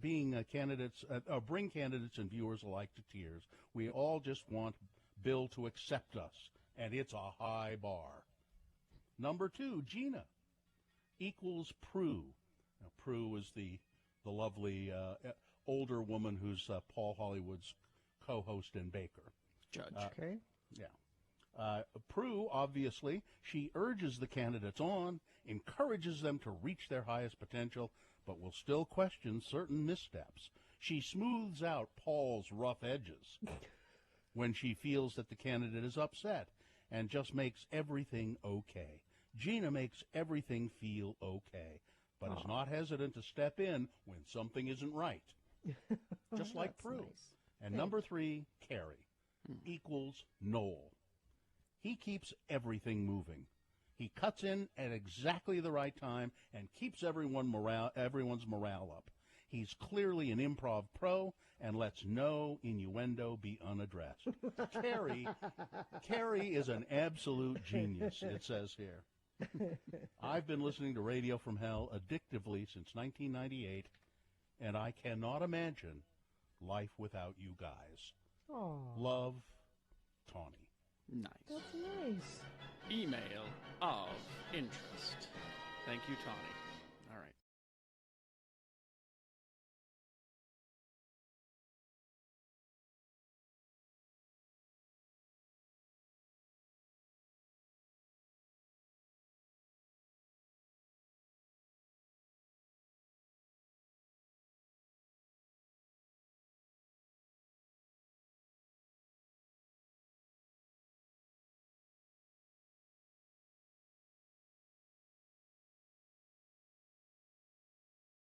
And we are broadcasting live from Doug Smith Chevrolet in Spanish Fork here on Wednesday morning. And more people bringing in more donations. I saw a big box of diapers come in. That's good. Yeah, Pampers. Mm-hmm. Of course, Gina prefers Huggies. We'll take the Pampers. Well, when I go on long car trips, it's Pampers. Long car trips. Solely based on my love of Raising Arizona is the only reason. That's one of our chat room friends has brought in that stuff there. Thank you very much. All right. Well, let's see. We have big boy news here. Yeah. We do have Boner Fight coming up here in about. Actually, I hope you have a bit of news because you have 7 minutes worth. You think? Yeah. Okay. So 7 minutes worth of news before we get to Boner Fight. News brought to you by Moochie's would like to thank their loyal customers for supporting their locally owned and operated business. Moochie's has been voted Best of Utah for over 17 years. Dine-in, delivery, and pickup available. Thanks, Gino. You bet. Gino, our weather eye in the sky. Tragedy. Oh? She was one of a kind, an original. She will be missed. Arlene Dahl. Where do I know that name? Well, she was a movie star and a fairly big one. She died at the age of 96. Arlene Dahl parlayed her success as a movie actress in the 40s and 50s into an even more successful career as an author, beauty expert, astrologist, and fashion cosmetics entrepreneur. Strikingly beautiful, Ms. Dahl was a model before becoming an actress, considered one of the world's loveliest gals, the Daily News of New York wrote. Her fiery red hair, she was a natural for Technicolor. She was into black and whites briefly, but the Technicolor was perfect for her. She notably played the seductive sister of another famous redhead, Rhonda Fleming, in the 1956 crime drama Slightly Scarlet. But though she demonstrated her range in everything from westerns to Red Skelton comedies, she decided she wanted to branch out. She developed her own line of cosmetics, and she did very well with all of that. And she died a rather wealthy woman. There's an article here. It goes on and on and on about what to know ahead of the 2021 Rockefeller Center Christmas tree lighting. Well, this is very important. I don't really think there's much to know. No. About that. And if you were going there, you'd look it up, right? Yeah. And they see it's a big dead tree. Yeah. That they cut down from some, I don't know where it's from this year. It's from someplace different every year. Isn't it in the list of things you need to know about it, probably? I don't know. I don't care enough to look. You want me to look? I'm guessing. If it's there's things living in it. I know that. It's not a list, Gina. It's an article. Does it say here? No, it doesn't really say. As I skim through it, no. But the good news is skies will be dry. All right. Anyway. Whatever.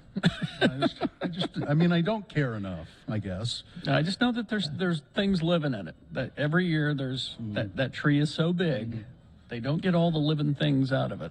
I just think it's terrible. They cut down these big, beautiful trees, so put them in Rockefeller Center. I know Gina disagrees with me, but I'm an advocate of the fake tree. The fractious Gucci family. By the way, just to go back, in case you cared, it came from Maryland. I don't care. I told you I didn't care. Why are you trying to make me care? It's a Norway spruce from Maryland. Well, those are very nice. The Gucci family, whose power struggles famously helped it lose the company that Gucci, his name was Guccio? Guccio Gucci, you're making that up. No.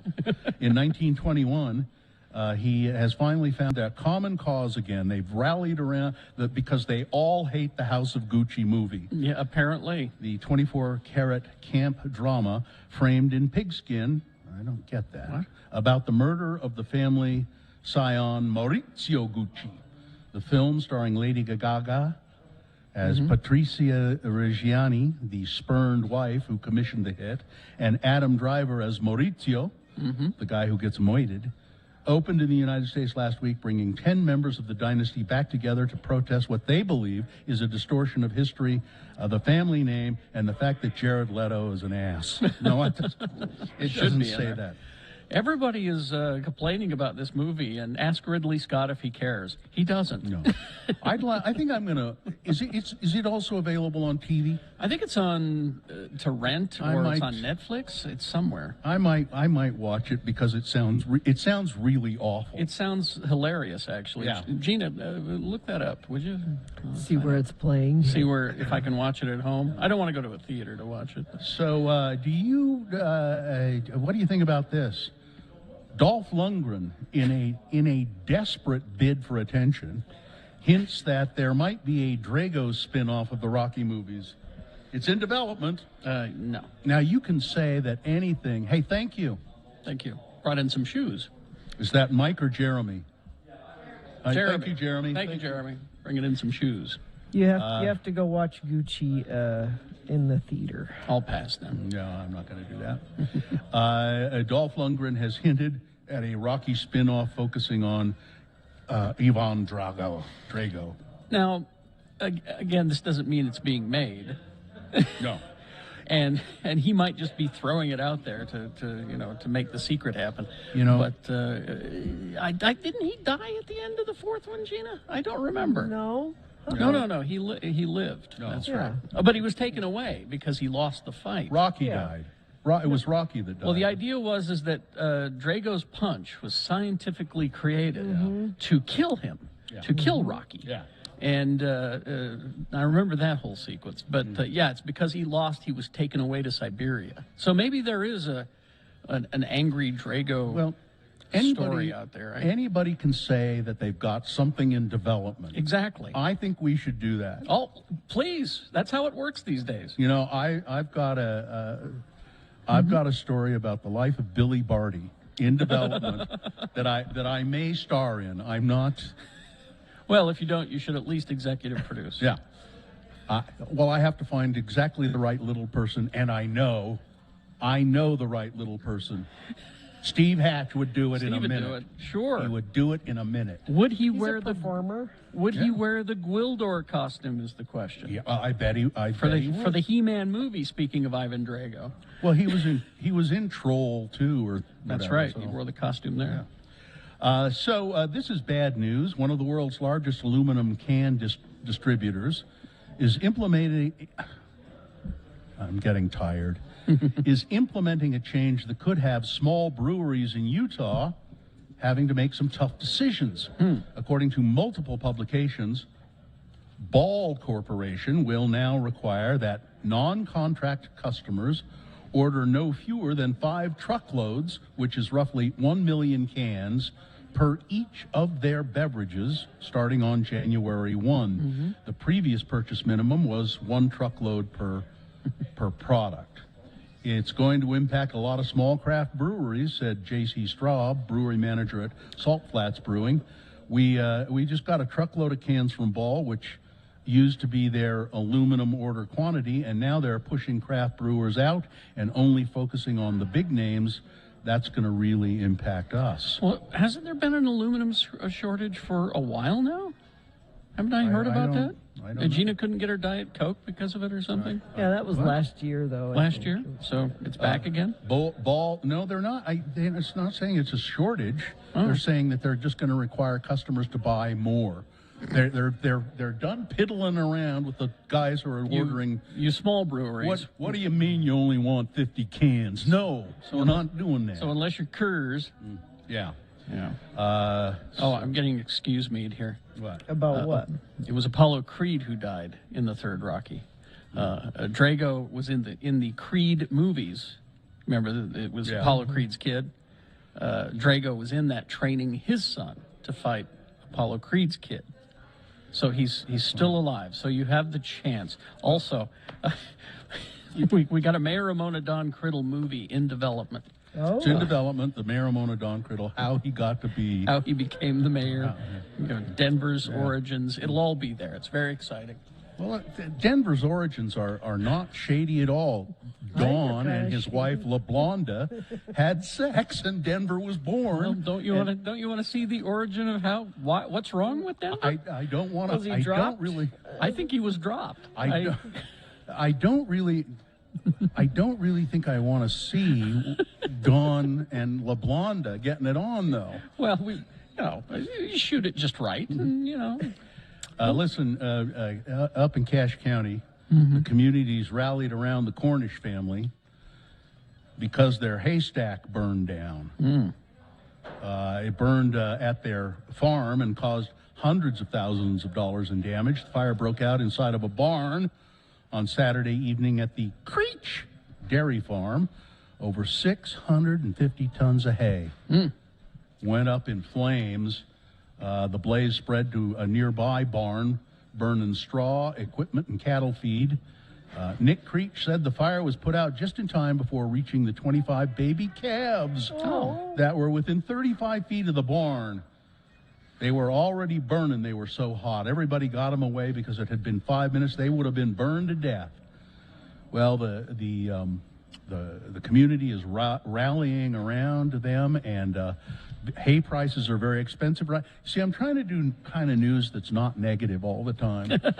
Because you're a bummer. Yeah, everybody knows that Bill Oren does the news. He's a bummer. I know. What a bum! He bums me out, Well, man. everybody's workshopping this Mayor Ramona movie. It's coming in hard and fast. The stork dropped me in the Cabbage Patch, Daddy. Okay, so who's gonna play Dawn Criddle, and who's gonna play his lovely wife? Jennifer Coolidge should play La Blonda. I want She'd John be C. perfect. John C. Riley. John C. Riley would be good. Jennifer Coolidge. There we go. And Josh Gad should be Denver. I think. Yeah. Dropped on my head, Daddy? How can I be dropped on my head? Now, who's going to play Denver's sister, Sissy? I don't think we should cast anybody. I think it should be like... She's an imaginary sister. You remember on Cheers, before they brought B.B. Newirth in, Maris was just a mysterious figure. Maybe they don't cast anybody, but Denver is the only... Denver is the only one who can see her. Maybe. I'm liking this. This is great. It was my sister's fault. It was Sissy's fault. You haven't got a sister, Denver. Or we just get a shot of a creepy doll that Denver has in the corner.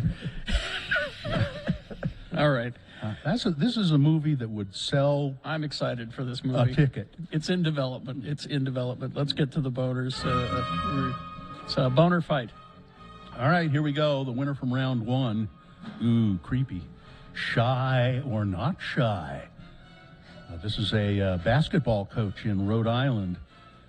A well-known open secret. He's been doing this for 20 years, and you know, kids talk. Yeah. And it didn't come out that he had the basketball players stripped naked so he could conduct fat tests on them. He'd say, "Are you shy or are you not shy?" He'd do fat tests near their genitals with some calipers. And those calipers are embarrassing. Yeah. Well, the Attorney General in Rhode Island is investigating. Yes. That's boner candidate number one. Going up against boner candidate number two. Can you fix the boy? Ho, ho, ho, ho. A rude Santa in New Zealand asking a deaf boy's mom if she can fix him with surgery. Ho, ho, ho, ho. That's number two. There you go. You've got to decide of these two candidates, which one is the worst, which one deserves to be boner of the day for today. One or two. Remember your candidate number. Put that single digit in the message of a text, and then text that to 33986. That's an easy way to vote right there.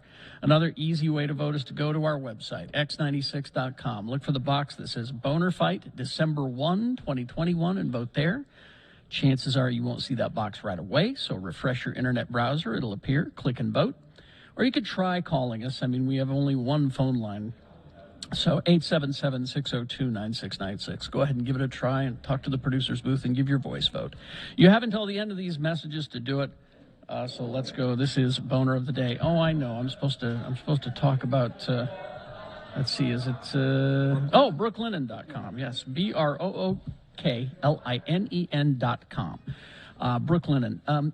It's that gift-giving time of year, and everybody will love you if you send them Brooklinen sheets, Brooklinen towels, a set of towels. That'd be a good gift. They're so good.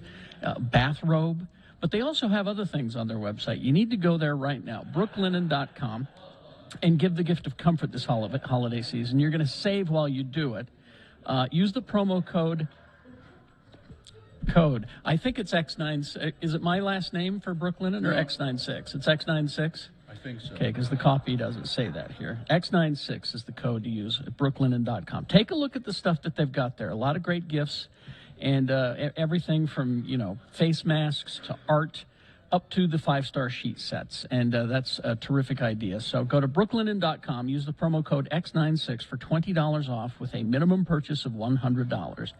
That's BROOKLINEN.com. Enter the promo code X96 for $20 off with a minimum purchase of $100. Brooklinen.com, and the promo code is X96.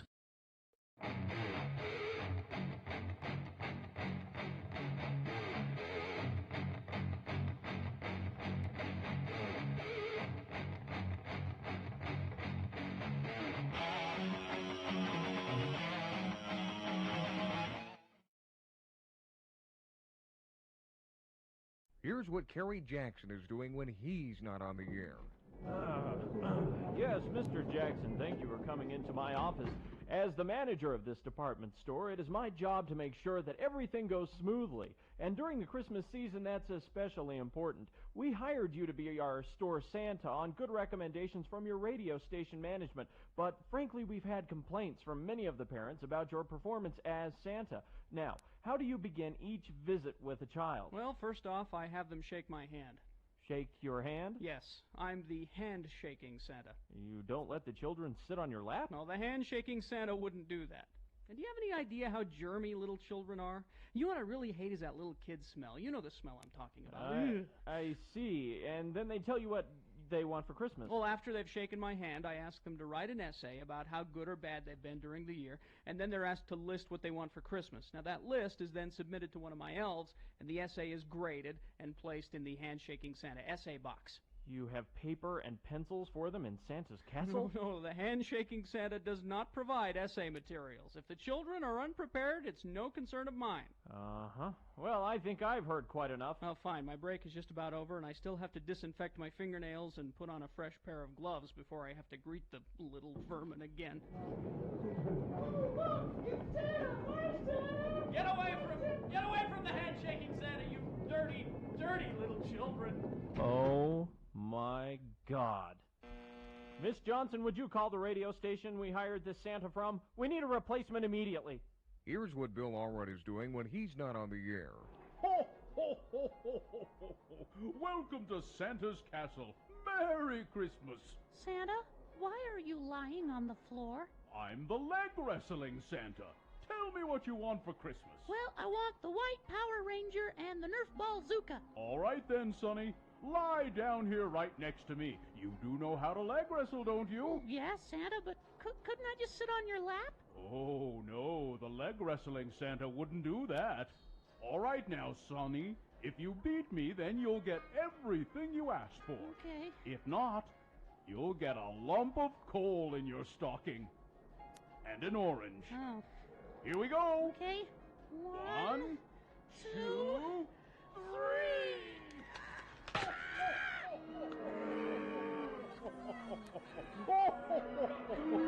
Sorry, Sonny. You lose. Get him out of here, would you, my little helpers? Who'll be the next to challenge the leg wrestling Santa? Why don't you leg wrestle me, Mr. Butthead Jolly Old Sucky Claus? Aren't you a little old to be leg wrestling Santa? You're pretty tough with these kids. Let's see you take on someone your own size. All right, then. You lie down right here. Good. But first, I have to take a leak. Can't leg wrestle on a full bladder, you know. Be right back.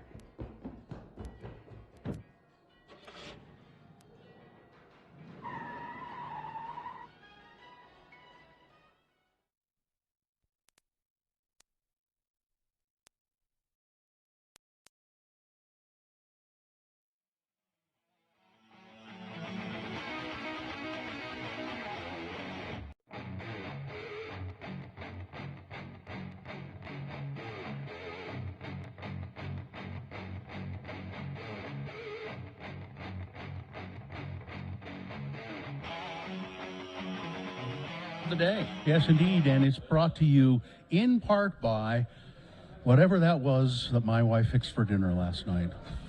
And save on skiing at Snow Basin Resort with discounts up to $20 on lift tickets when you buy online. Visit snowbasin.com. Boner candidate number 1, Shaw, and I don't have the results yet, Katie, so, oh wait, maybe they are here. Boner candidate number, yeah, I got them. Boner candidate number 1, shy or not shy. Oh, it was really close. Oh, really? Yeah, the creepy basketball coach in Rhode Island going against the Santa in New Zealand, saying, "Can't you, we could put a cochlear implant in his stocking." Well, who do you think won, Kerry? Close. I'm thinking number 2. Nope. Really? Boner candidate number 1, shy or not shy, the creepy basketball coach. There you go. That's your boner of the day for today, December 1, 2021. Now qualified to be boner of the week. We'll find out on Friday. Let's go over and talk to Brett here. It's Brett, who is Old Man Applegate's kid. Yeah. Brett Applegate. How are you, Brett? Good. Brett, you sell cars here at Doug Smith. How long have you been in the car sales business? I got into the sales business in 2007. So really, I mean, not that long. I would have thought you'd had a long career in cars. That's a long time. I mean, I guess that's a long. That's what, 15 years? Yeah. Yeah. I don't know. I went to Spanish Fork High School, so my math may be off. So it may have been 11, is what you're maybe 11. What do you like about selling cars? I enjoy interacting with the customers, getting to know them on a one-on-one basis, and helping them find what they're looking for. I mean, that really is what makes a good car salesman, I think, where it's like, oh, he's a guy who is really interested in me and wants to, wants to help me get the best. Listen, I'm going to take this to my manager, and we'll see if we can get. How many times have you said that? Well, we get it once in a while, but it's like, I'm here to work for you. Well, here's the thing, though. The guys who do it as long as you do it are really good at it. And because there's a lot of turnover in the car sales business. A lot of turnover. And you've got to be good, like Brett, to stick with it and I'll bet you have repeat customers. You've probably sold cars to generations. Yeah. Yeah, I bought a car years and years and years ago from a guy, I won't name the dealership or anything, up in Salt Lake. And I've never bought another car from him. But I swear to God, he calls me once a year around my birthday. Yeah. Just check. How you doing? Oh, hi. How are you? Yeah, just checking to see how you're doing, and just wonder if I'll always be happy to sell you another car. And, I mean, he's very nice, and it's not very obtrusive. And I say, well, I don't need a new car right now. Thank you. Yeah, that's the way to do it. Brett's a Corvette man, by the way. Do you have a Corvette? I do. Wow. What year is it? It's an 05. Tell me what. I don't know if we should be talking about the road home, or should we? Let's just talk to Brett. I guess. Talk to Brett. We'll get to the road home. We'll get there. So tell me about Corvettes and why you like them. And well, I started selling actually in Arizona for 6 months. You can drive them year round. We had 60 on the lot, and so I thought I'm going to find out what's so neat about these cars, and fell in love with them. When I moved back to Utah, the dealership that I worked at before this one, they just didn't sell a lot of them. They averaged 4 a year. I sold 4 my first year. The dealership still sells 4, and so my email address is Corvette Brett, and I've just stayed with it. How many Corvettes have you owned? Only the one. Just the one. Yep. Still taking care of it. You drive it every day? Not every day. I drive it when I can. That's the key. I always wondered what's the appeal of sports cars. It always eluded me until my friend Braden got a Corvette and he let me drive it. Then I figured it out. I drove a Corvette for about 5 minutes once and said, I think this is a sure way to get me in trouble. Yeah. And I said, I'm not going to get a car like that. Oh, but they're so fun to drive. They really are. Yeah. I know. I got a lead foot, Brett. I'm going to be in big trouble if I get a Corvette. So what's the brand? You'll be smiling. That's true. What's now the brand new Corvette? There had been rumors they were going to stop making them. I haven't heard that No? one yet. No. So, brand new ones. Do you have one here? I do not. Everything is sold before it ever gets here. And my list right now is so long that I've actually had to quit taking names because Wow. you're out 6 or 7 years before you get one. Wow. I'd be electric by then. Well, I just think they look bitchin'. Oh, they're a blast. Yeah. To hear that rumble. Yeah. Is there a rivalry between Corvettes and another, like Camaro people or something? Is there? Do Corvette people have rivals? It's a matter of taste. There's people that like the Camaros. I call it a poor man's Corvette. But Oh, that's just shots me. fired! Yeah, there right you go. See, I knew it. There you go. Shots fired. Okay. And there was another Chevy for a while that was a poor man's Camaro. I can't remember what the model was. It's interesting how car manufacturers will do that. They'll have a top of line, and then they'll copy a little bit down and down, make it more affordable, And then finally, you find you're driving around in a one of those little sports cars, that Miatas. And you think you're really hot stuff in your Miata, But the Camaro's an awesome car, too. Don't get me wrong. Yeah, I like the Camaro. Oh, They're yeah. fun. It's what they call a muscle car, isn't it? Yep. I don't know. Well, thank you, Brett. Thanks for talking with us. Yeah. Brett, I guess Tom was too shy to talk to us. Tom's the manager. He was a little shy. So. a pleasure to talk to you. Anything you would like to add to our conversation before we get out of here? We just enjoy and appreciate everyone who comes in and donates for the road home. It's such a worthy cause to help these people. Yes. And a shout out again to Little Giant Ladders, who Yes. donated 3 ladders, and to Peterson Painting. Peterson Painting here in town, right? Yeah. Stepped up big and paid $2,000 for the 3 ladders. So All that money goes to the road home. all of it goes to the road home. So So thanks it's to a great cause. Thanks to Little Giant and Peterson Painting. Yep. Brett, it's a pleasure to meet you. Thank you. Thank Nice you, to Brett. meet you guys too. All right. Talk to you later. All right. We're going to take a break. We'll crawl towards the exits after these. Advantage U. Oh, I have it right here. I know I do. It's AdvantageUMedicare.com is the website. So Advantage U is a PPO with a Medicare contract. Enrollment in Advantage U depends on a contract renewal. Advantage U is available for Medicare beneficiaries in Davis, Salt Lake, Tooele, Utah, and Weber counties. Advantage U is, you can find out about it by going to Advantage. It's the letter U, AdvantageUMedicare.com. But they know that people want certain benefits, like a $0 monthly payment plan, a $0 monthly payment plan, a $0 copay plan for primary care physician visits, and a $25 specialist copay, dental, vision, hearing benefits, all of that stuff. Plus an over-the-counter allowance and fitness coverage and more. That's nice. Yeah. So go to AdvantageU.com for more. Oh, AdvantageUMedicare.com for more. Radio from Hell with Carrie, Bill, and Gina. 96.3 FM, X96. I got caught in an embarrassing moment this morning. Oh, good. I can't wait to hear. Here at work. Already, I've been at work about an hour now, and already caught in an embarrassing moment. Are you saving it? No, I'll tell you right now. I came in the back door, as I always do. I kind of hope Chris is listening. I don't know Chris's last name. Mancow. Yeah, Chris Yeah, Mancow. sure. Yeah. So Chris is a board operator here in the building, and he tends to another radio station. He's a very nice guy, very quiet guy. Very shy, I believe. Probably, if he's hearing this, is embarrassed to hell that I'm even mentioning him on the radio. He's a very shy guy. So I come in the building this morning, and I'm walking down the long corridor there, and there down at the end of the corridor is a copy machine, and on the copy machine is sitting a big.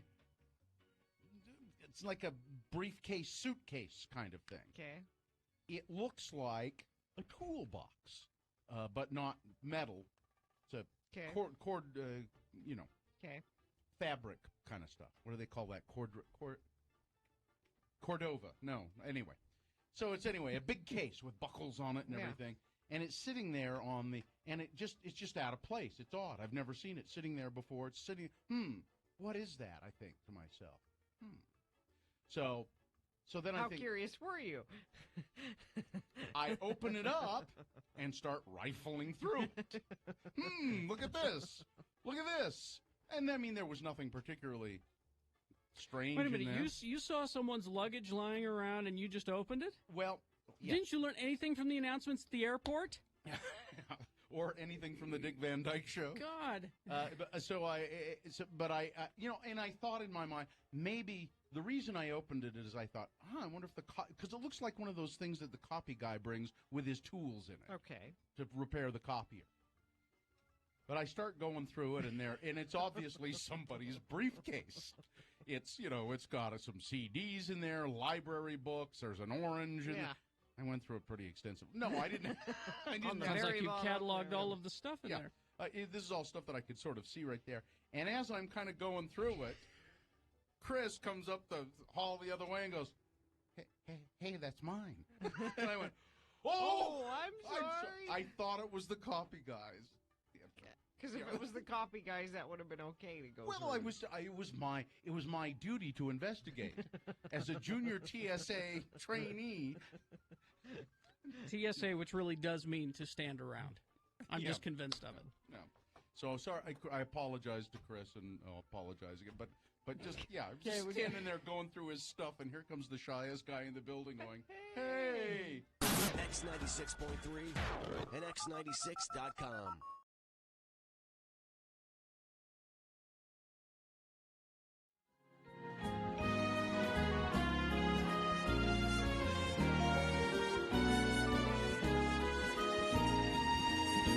$9.49 right now.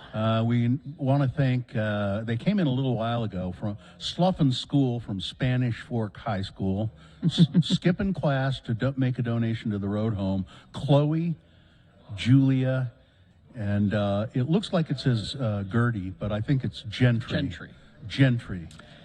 I wanted to ask him, because I'm hearing rumors about them tearing down Spanish Fork High School because it's so old and building These a new three one? kids are going to tear down Spanish Fork High School? Somebody is. I don't know. I wanted to ask him if the rumor was true. I'll bet somebody out there knows. Would you be sad if they did? No. Terry would be there with a crowbar and a hammer. I'll help. I'm not allowed to speak there anymore. I know.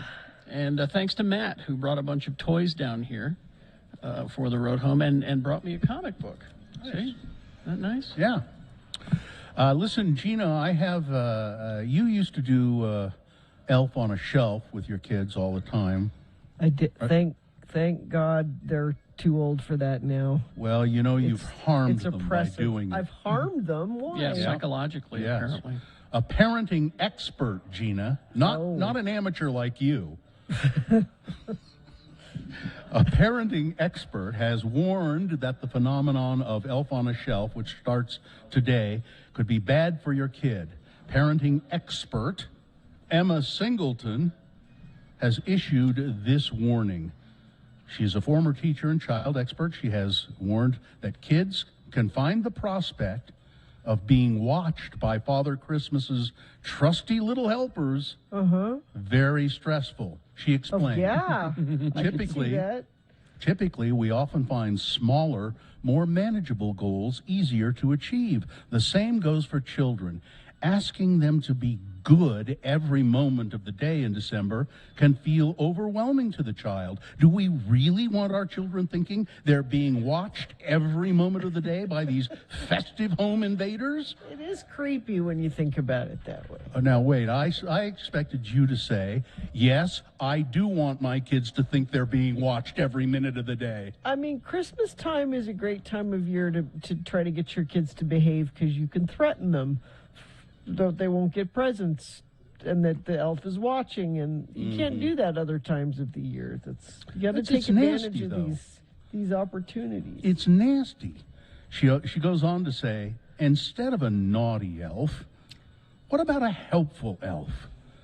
Explain to your children that Santa's elf has been sent to homes to help them in the run-up to Christmas. But isn't the whole... To help, what she means is, I'm pretty sure it doesn't explain it, but I think what she's saying is the elf on the shelf is here not to watch you and see if you do something bad. He's here to help you be good. Okay. Isn't the whole point of Santa though scaring kids into being good? Yeah. That's true. I mean, that's the whole point, right? I got a nice list and a naughty list. You don't want to be on the naughty list. Okay. Yeah. Texter says there should be a horror film created based on There is. Elf on the Shelf. I bet there is. Probably is. Let's put it in development. It's put in one development right now. Yeah. It's a double feature. A double feature. No, we can develop more than one. Listen, we're a Yeah. big studio. We can develop. Absolutely. We can do all kinds of projects.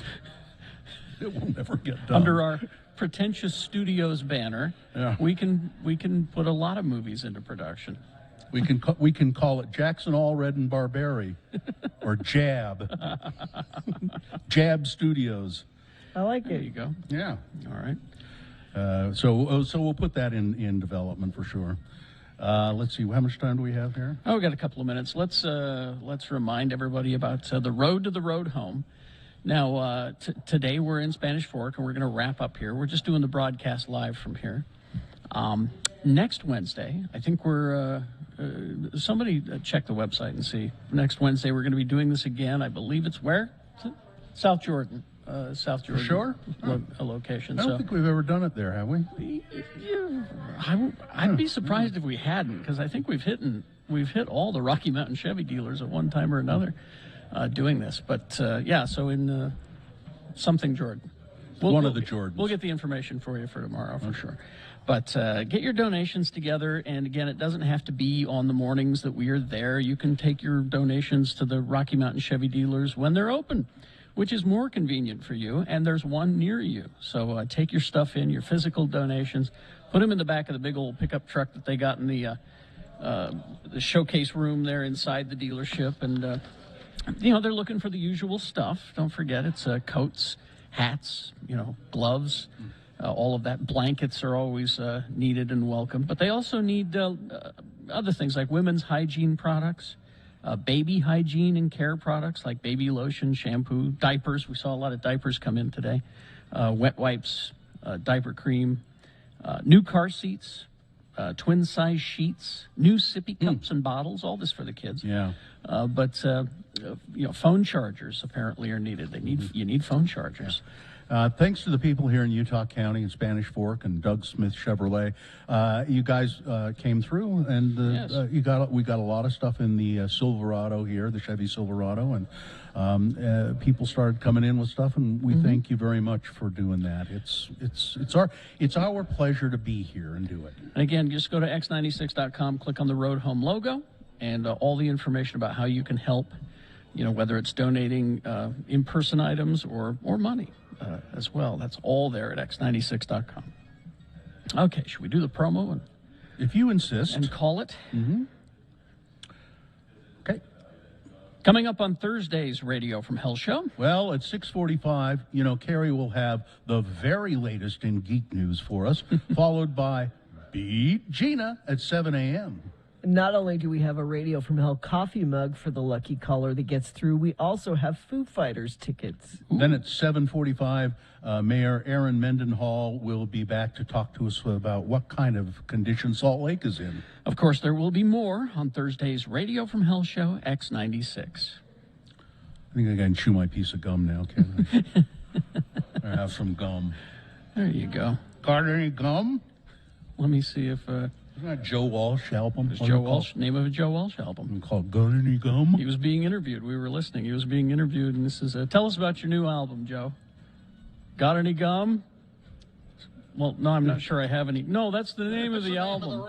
He. Is that the whole reason he named it that? So he could make that joke? Isn't there a picture of him on the cover with a big wad of gum in his mouth? Could be. We will. Okay, we'll get there. Don't worry. I'm just going through, seeing if we've missed anything. Cynthia's being hyper vigilant now. Yes. Motley Crue sold its entire catalog to BMG for $150 million. Holy cow. So they're doing okay. Was there ever any doubt?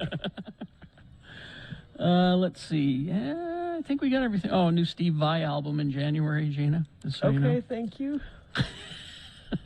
I can't see anything else. It looks like we. Well, and got you were all of it. scraping the barrel to get those two. Amen. All right. I think we're good. Thanks to Doug Smith for letting us come and hang out. Fine job as always, Katie. Thank you. Live long and prosper, bitches. Don't you know who I am? I'm fine. Uh-huh. I'm fine. Sure. Corey is next.